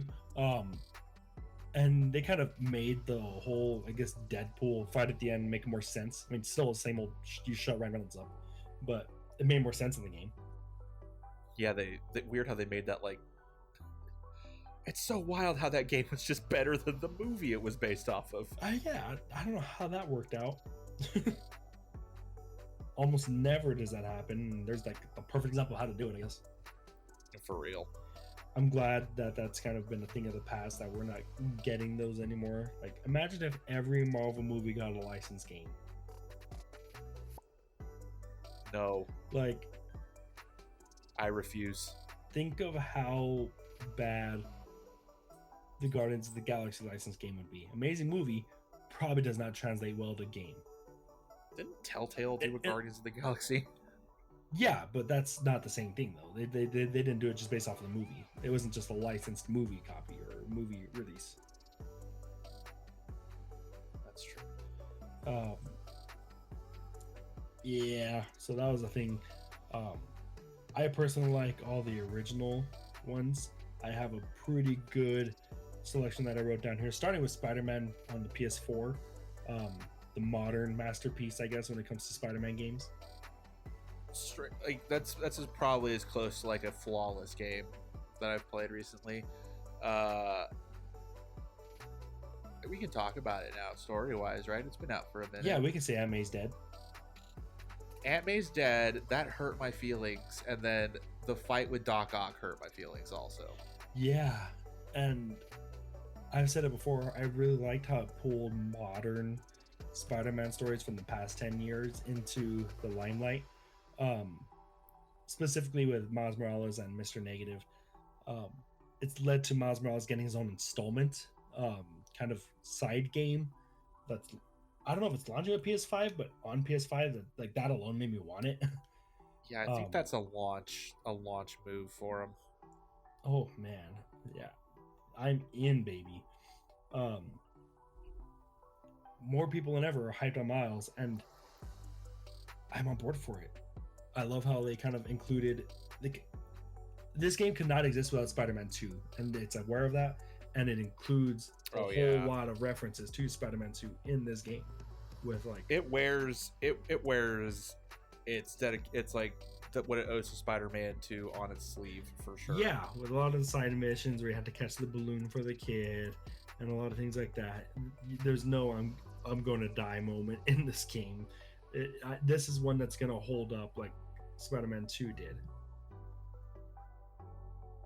Yeah, I mean, we've talked about it before. I can't say enough good things about this game. Me neither. And Spider-Man's had a relatively good history in games. Probably just because he's such a fun character to kind of control and move around all over. There was a whole PS1 and N64 Spider-Man game, but the one that was my ride or die before the PS4 one was Ultimate Spider-Man. I played on the GameCube. This is my favorite Spider-Man game. Yeah, I don't remember if it was an exclusive or not. I don't think it was. I think it might have been on PS2, but I feel like really I played it on enjoyed this Xbox. Okay, so I know mine was for sure on GameCube. That is a fun game, and I remember I found my GameCube while back and I popped it in, and it's still fun. Switching over back and forth from Spider-Man to Venom, basically the closest thing to like Grand Theft Auto Spider-Man you can do. Yeah, for real. I can't tell you how much time I spent just like sucking up cops and just like murking them. Dude, Venom is such a good character to play as in that. He is, and I love that like he controls differently from Spider-Man, like which is with massive leaps and things like that as well too. This kind of piggybacked off of like the side universe, literally the Ultimate Universe. So it wasn't tied into a lot of continuity that the other ones kind of could play off of, you know, being licensed games or kind of creating something new. I really enjoyed that, the whole comic book style panels and everything, the whole appeal to cell shading. You had your races with Human Torch and all of that to kind of, you know, have cameos of the greater Marvel universe in there. I want to say I think Wolverine made a cameo in this too, if I'm not mistaken. Fucking probably. Who knows? I think at this point. I want to say I think he did. But I had so much fun. That checks out. Yeah, I had so much fun with that game. Sounds like you did too. Yeah, like as much as I love PS4 Spider-Man, I think Ultimate Spider-Man like just dropped at like a time in my life when like I needed that game. So I was just to this day that remains my favorite Spider-Man game. Right, and the cell shading kind of keeps it looking good throughout time. Obviously it's a GameCube game, so it probably can be remastered and just made to look more crisp. But other than that, it doesn't look too terrible as far as from when I plugged it in a few years ago. Yeah, it's a classic for sure. Yep. Next, I kind of put in the Arkham trilogy, all three of these, because I think each game is great in its own merit. Yeah, I have a lot of love for the Arkham games. I think at the time when it came out, Arkham Asylum was fucking like, I was like, damn, I didn't know you could just really just feel like Batman like this. Yeah, and I still stand by Arkham Asylum's a Metroidvania. Yeah, I can see that. Fuck it. Yeah, with the whole like That Joker boss fight is fucking trash, though. Oh yeah, it is. That's the one where you're on the roof, right? Yeah, when you fight fucking big boy mutant Joker. Yeah. They kind of made it work in hindsight with the rest of the entries to the game. But it's Arkham City where you fight Clayface as the final boss, right? I believe so, yes. Like where he's Joker essentially. Yeah, because Joker's like sick. Yeah. It was Arkham City. I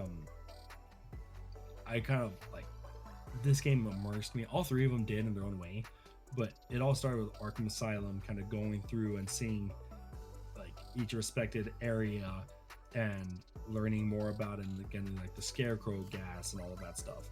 Like what the coolest thing is that what Rocksteady did is they took elements of each game and dragged it into the next one, and it all just felt really cohesive, and to me probably like one of the better trilogy of games, maybe even outside of superheroes. Yeah, I agree. And I think one thing that I really like the most about it is, so when it comes to comic books, even when I was younger, like I always gravitated more towards Batman. Mm-hmm. Obviously, like I think most kids, like the average kid, gravitates towards Batman before they expand to like other things. Yeah. Like Batman is everywhere. The gateway. Yeah, I think. But I like really went towards Batman more so like the rogues gallery that he has. Scarecrow has always been my favorite Batman villain, and I think the iteration of Scarecrow that they have in the Arkham games is now my second favorite representation of Scarecrow that I've seen in video games. I was about to say, you really like Batman Begins, huh? No, well, we're gonna talk about it later, but my favorite Scarecrow representation is in Injustice. Right. Oh yeah, we'll get there, all right. And I don't think the Injustice one could have existed without Arkham Asylum, at least. No, they definitely they were just like, let's just make this like a creepy motherfucker. Yeah. I love the Arkham trilogy. That's really the main reason why I decided for Suicide Squad. Because if they could do that with Batman, imagine what they could do by expanding, especially with next gen tech. And I like that they're not just recreating the wheel. I mean, I know I kind of gave some crap saying this doesn't even seem like it's in continuity. But there's a few things I'm thinking, if it is in continuity, I want to see, because did you ever see the Easter egg that Harley Quinn had a positive pregnancy test and things like that? I feel like I did, but like I don't remember that shit. Yeah, I think it was in City where you learn Joker's sick, or he might have you learned he's dead at that point. And then like next to like one of Harley's outfit or something like that, they're just straight up just a positive pregnancy test. Like you can easily just walk right past it unless you know it's there. So I'm thinking maybe there'll be some kind of lingering effects of that, unless it's just straight up they just said it to keep it in continuity for some bullshit reason. There's a lot of like little things that I'm kind of curious on to see what came next, and I hope they take the chance to kind of capitalize on that and kind of bring aspects of the Arkham trilogy and drag that over to make their whole, I guess, DC universe that they're kind of creating a cohesive unit like these three games were. Of course, not every game is as good, because for all the highs, there's Superman 64. What are you talking about, man? That's the greatest game of all time. Yeah, you want ring flying simulator when you can't even fly?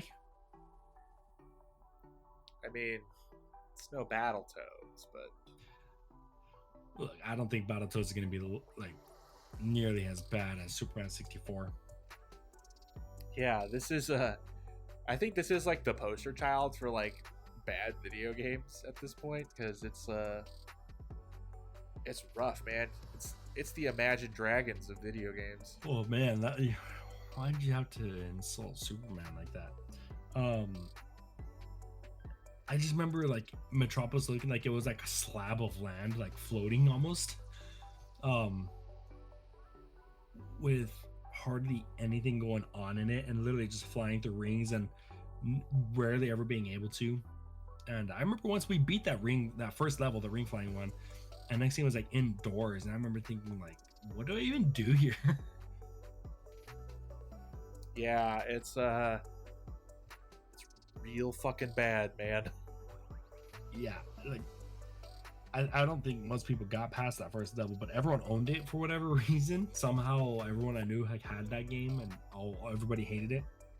Yeah, it's so weird. I feel like everyone everyone I knew just somehow owned a copy of Superman 64 at some point in their lives. Yeah, and I remember like seeing like the cartridge art on it, and it's kind of cool, like Superman ripping open and like his button up, so you have the Superman logo. So like it should have worked, and it just straight up just did not.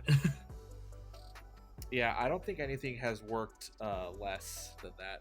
Especially in the superhero world. That's a game that transcends superhero world, and it's just one of the worst games of all time. If not, I think some people will probably have it at the top of their list. Oh yeah, for sure. Oh god, I hate that game. I hate it. You would not be alone in saying that. I don't think I am. But there was the Deadpool game that came out. I believe this was on 360 and PS3 era of games. Yeah, I never played this game. It was a very fun game. They got Nolan North to voice Deadpool, who it wasn't his first time with the character, so he fit right into a lot of like the animated Marvel like TV shows and movies and things like that. He knows his way around Deadpool. He does. I mean, to be honest, it was kind of weird hearing Ryan Reynolds as a voice and not Nolan North for a while, because I just got so used to it. But this was a game that very much was very aware of the game that it was, and it made it that much better for it. It was very meta, of course. Deadpool really talks so much shit about Wolverine. Of course. Yeah, and what's cool is that it had a cool story. It had a very fun, almost like God of War, like just keep spamming shit and blowing shit up kind of play style. But it was more range tactics, and of course, not until you had your swords, but it was very slicey. It made sense that you would just stand still and your health would go back up, because hello, Deadpool regens and things like that. It took every aspect of it and worked it into a game mechanic that just made sense. You go in through like different areas of like the X-Men worlds. You battle like Sentinels and things like that. It was a very fun and very appropriate Deadpool game, right at kind of the beginning of his height of popularity. At that point, there was no movie, there was no anything else to kind of get your fix from it. So that was the main way. If you wanted more Deadpool, that was how you do it. Yeah, game seemed fun. Wish I would have played it. Eventually, there will be a time where it will land in your lap. I don't know. I'm sure, and I'm looking forward to it. Yeah, it's one that's worth it. I from based off of everything that I played, I think it would still hold up. Just because it's a Deadpool game. It's just self-aware. It's not like it's taking it too seriously, and that's what holds it back. Yeah, it's no, just based on what you told me, it seems very non-Battletoads. The farthest from. Thank God. Yeah. There's a couple other MMOs, because that kind of picked up for a little bit.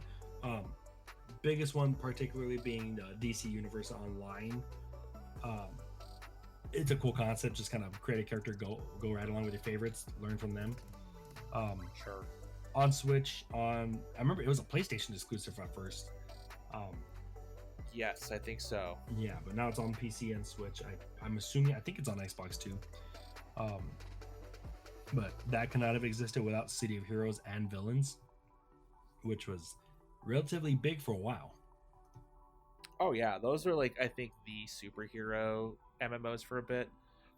You didn't put this one here on the list, but I think it's just worth mentioning. This one basically came as a direct result of City of Heroes and Villains like shutting down. That's Champions Online. Yeah, that as well too. I played the shit out of Champions Online. A lot of people did, and I think you're right. It's just the direct result of City of Heroes and Villains shutting down. There was also Marvel Heroes, which is kind of their Diablo base, which it was okay, it was fine, but didn't quite have the biggest legs. I'm pretty sure it's still active, but it's not you must play this game. It's a very serviceable game. What was the they tried to do a fucking MOBA, didn't they? No, that was DC. They did Infinite Crisis, which I actually really enjoyed. Infinite Crisis. I thought that was really fun. That was kind of at the peak of my like League of Legends era of games. And I should have just dropped League of Legends to play Infinite Crisis. I thought it was very fun, very, very well balanced for, I don't know if it ever came out of like a beta, but I just remember being the Flash and just wrecking people like all over. Game shut down like the same year it came out, didn't it? Basically? It did not pick up at all. I want to say, yeah, it was probably within a year, maybe a little bit more. I was bummed about it because I went down to that ship. Well, look, dude, as someone who enjoyed Star Wars Galaxies when I was younger, I understand. Yeah, it's rough. It's very, very rough. But hey, fighting games. Yeah, those are always kind of strong. I think this is where and I think this is where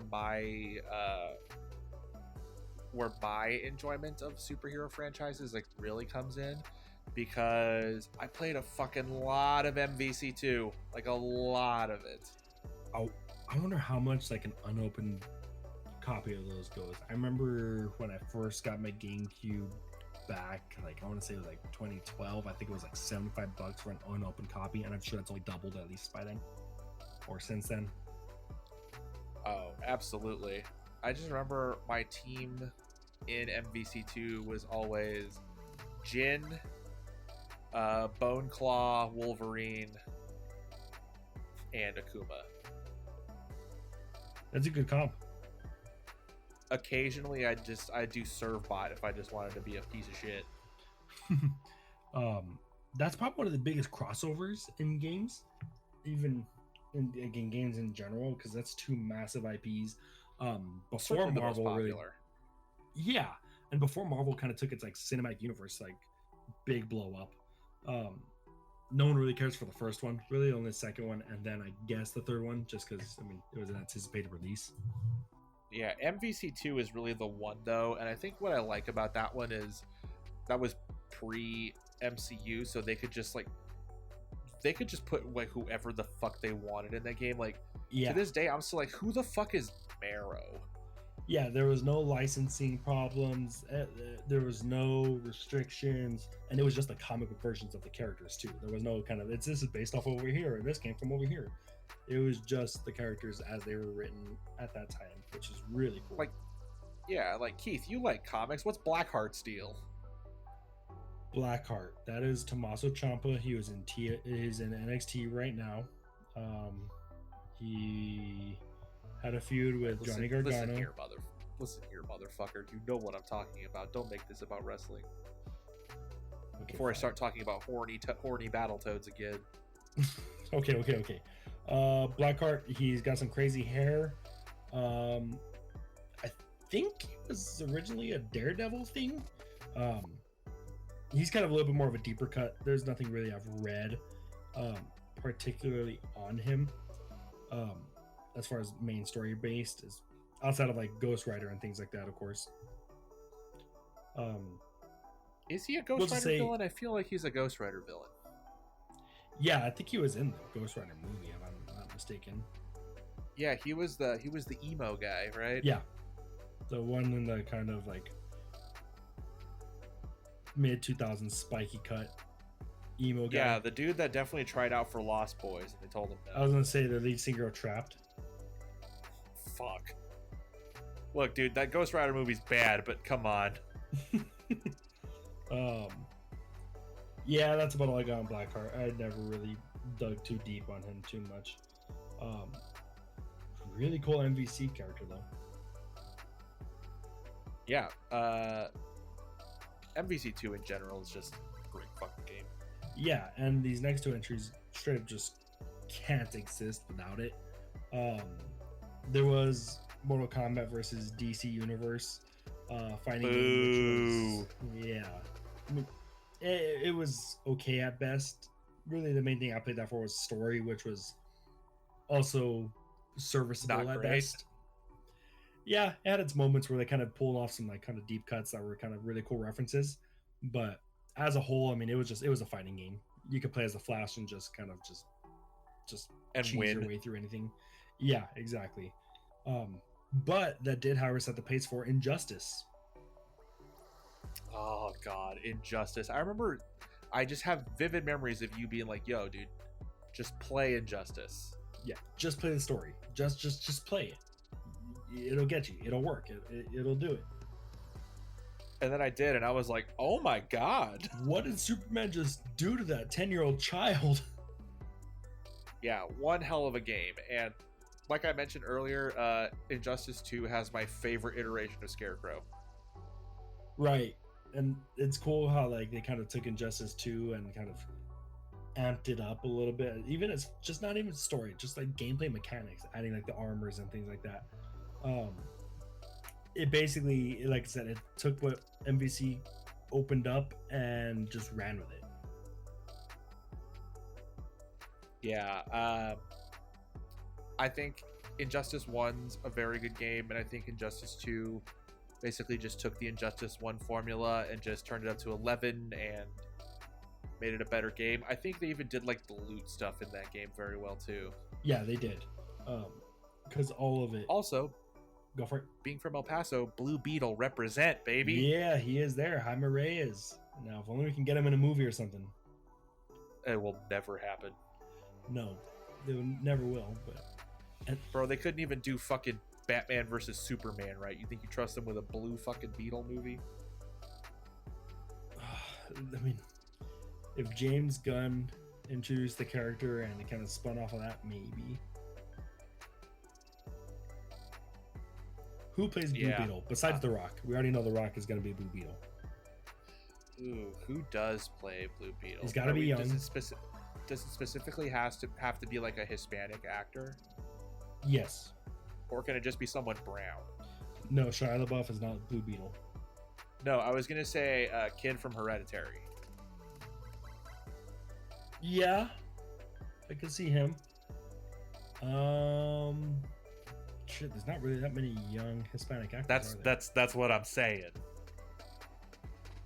Yeah, I'm drawing a blank off the top of my head.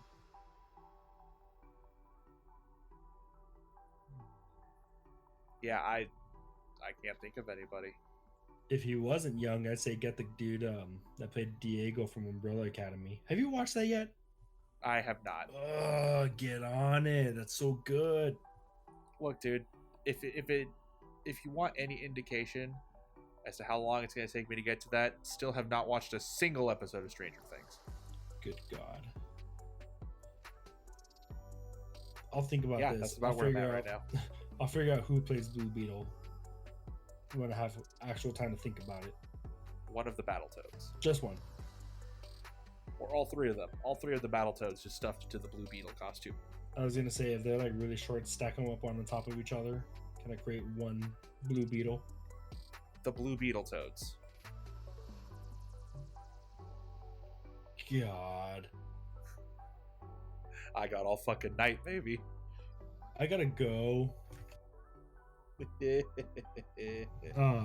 There's a ton of other games we can mention as far as, going through the Ultimate Alliance franchise, digging through even more things, but the main thing I want to kind of dig into, kind of wrap this up, would be where superheroes, comic book characters are featured in other games. Right now the biggest thing kind of seems to be Fortnite, because Fortnite just took over the world. They've been really heavily pulling from the Marvel side of things, having like a big Thanos event. It seems like they're about to have another big Marvel event, as far as including Thor and a couple other characters going on. Have you checked out any of that? No, because I know that it's a thing, but like I'm not gonna put myself through playing a single Fortnite match. Yeah, no, I uninstalled that. I didn't know why I still had it. I'm not gonna put it on the new rig. My interest is gone. As you shouldn't. Yep, but I mean that's kind of the biggest, I guess, comic book representation in games right now. But there's a history there though. Spawn, I guess more anti-hero, not so much superhero, but he's from Image Comics. In Soul Calibur 2, specifically the Xbox version, I thought it was cool how each kind of version of the game got its own character at that point. Kind of GameCube being Link, PS2 being, I think it was Heihachi, I think is who had it at that game. Yeah, it was Spawn, Link, and Heihachi for the respective versions. Yeah, and 2 specifically. So Spawn, I think, fit right in Soul Calibur, to be honest. Oh, absolutely. Spawn is just like 3 degrees away from being fucking like Astaroth or some shit. Yeah, exactly. So Joker was in Mortal Kombat 11. I think Spawn was in that too, wasn't he? Now that I think about it. Yeah, I think Spawn was one of the DLC characters for that. Right, and Joker Mortal Kombat, that kind of made sense. Obviously, Injustice is there to kind of pull from. But my favorite thing was how heavy the Tony Hawk franchise kind of leaned into Marvel, and I wonder if they're going to do that again. Probably not. But yeah, Spider-Man, yeah, there's a lot's changed since then.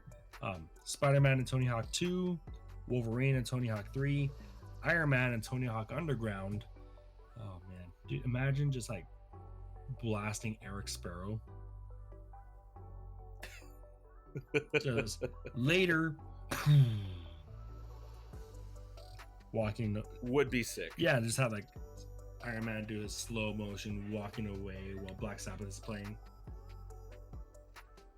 Okay, I'm about it. Roll credits.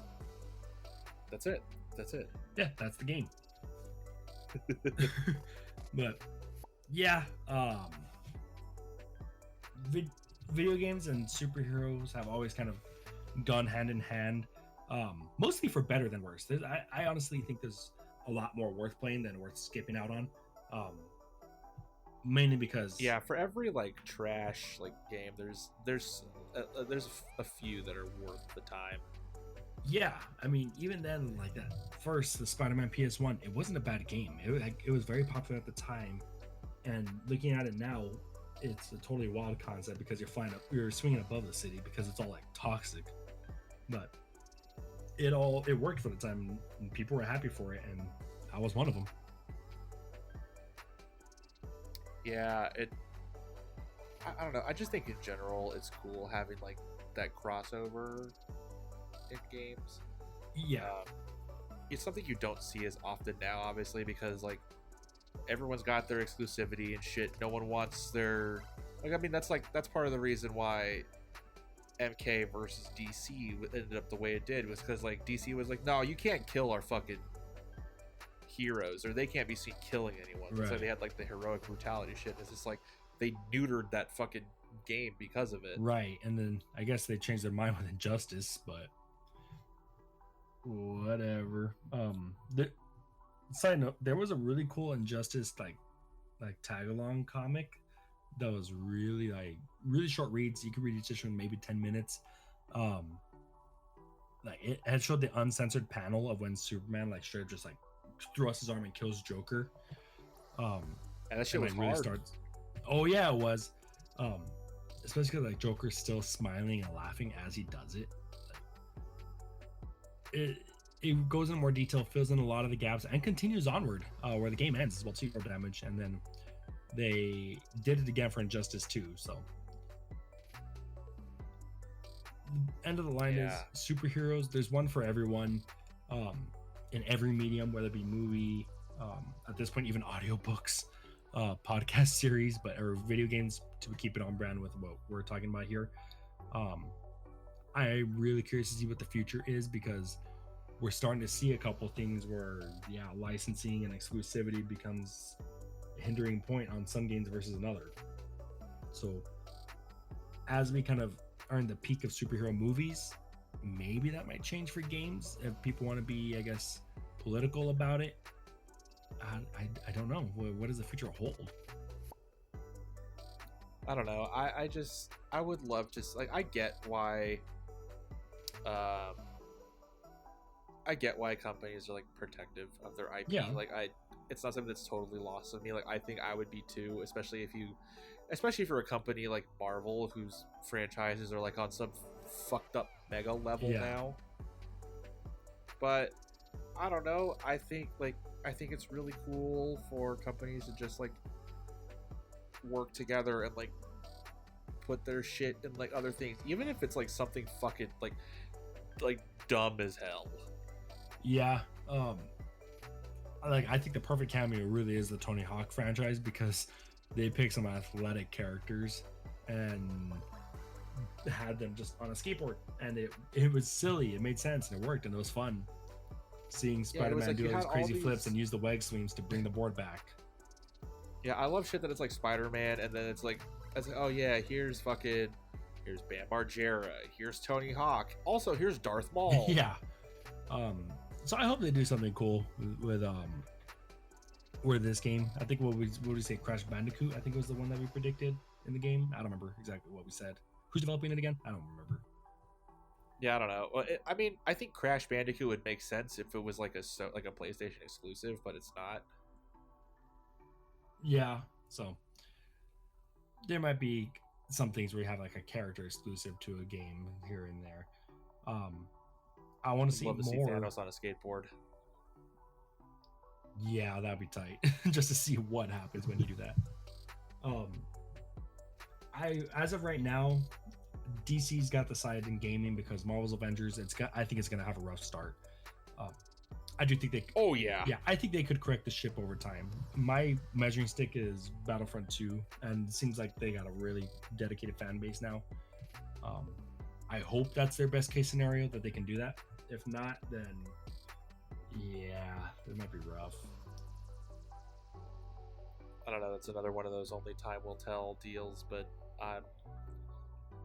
like I said, I will watch from afar. What I'm mostly nervous for is there not being really many other Marvel games right now, because say like Square has like if getting political again, an exclusive window to be the Marvel game for this amount of time because it's a live service game, and there's not going to be anything at a larger scale for a while. Well, like meanwhile, Warner and DC are just pumping out a couple games every few years in that same time span. I can see things like that kind of going in that direction.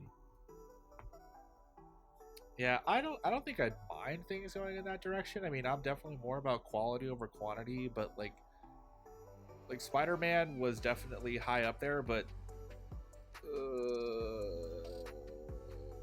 Avengers is definitely like a big dip in quality that I'm just not down with. Right, and I'm all about quality over quantity too, but if the quality of one is bad, then I definitely want a larger quantity somewhere else. And I guess I have to get it from Batman. Miles Morales does look really sweet though, and I can almost guarantee I'm gonna love that game. So, not to say it's completely bad on the Marvel side, but I don't know. We'll see. Not to pull something else out that's like kind of out of left field.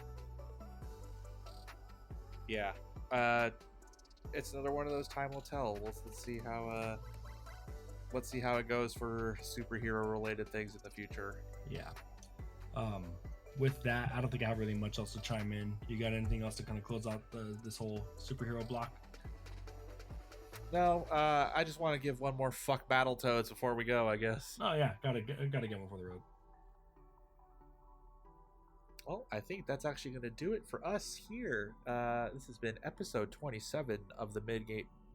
God damn it. Now, look what you did to me. This has been episode 27 of the Minigames podcast. I'm your host, Mike. This is your co-host, Keith. Again, just to get somber for a moment again, just one more time, this episode is once again going out to the memory of Riley Gale from Power Trip. For our few listeners that like aren't our friends that maybe don't know who that band is, please go listen to them. Even if you're not into like metal or like anything like that. I think they're a pretty fucking incredible band. They would have taken over the world at a different time. Yeah, if I saw a tweet somewhere that said if Power Trip had come out in the 80s, they would have taken Megadeth's spot, the Big Four, and I could hands down. Yeah, I could absolutely agree with that statement, like for sure. Also, like we said earlier, you know, check up on your friends, tell them you love them. Everyone's time on this fucking idiot planet is so short. I don't know, 2020 has been a fucking shit can of a year and just keeps getting worse, it seems. Yeah, and to kind of tie it back into our pod, you know, play some games with some friends. That's probably the best thing you can do right now. Play some online co-op. Yeah, absolutely. You know, just holler your friends, hit them up in Discord or something, and just be like, "Yo, man, you want to play like a round or two of Fall Guys or something?" Yeah, there we go. It's like you want to play a round or two of Fall Guys or something. You want to be real mad, play some Battletoads. You know, just check up on your friends every once in a while.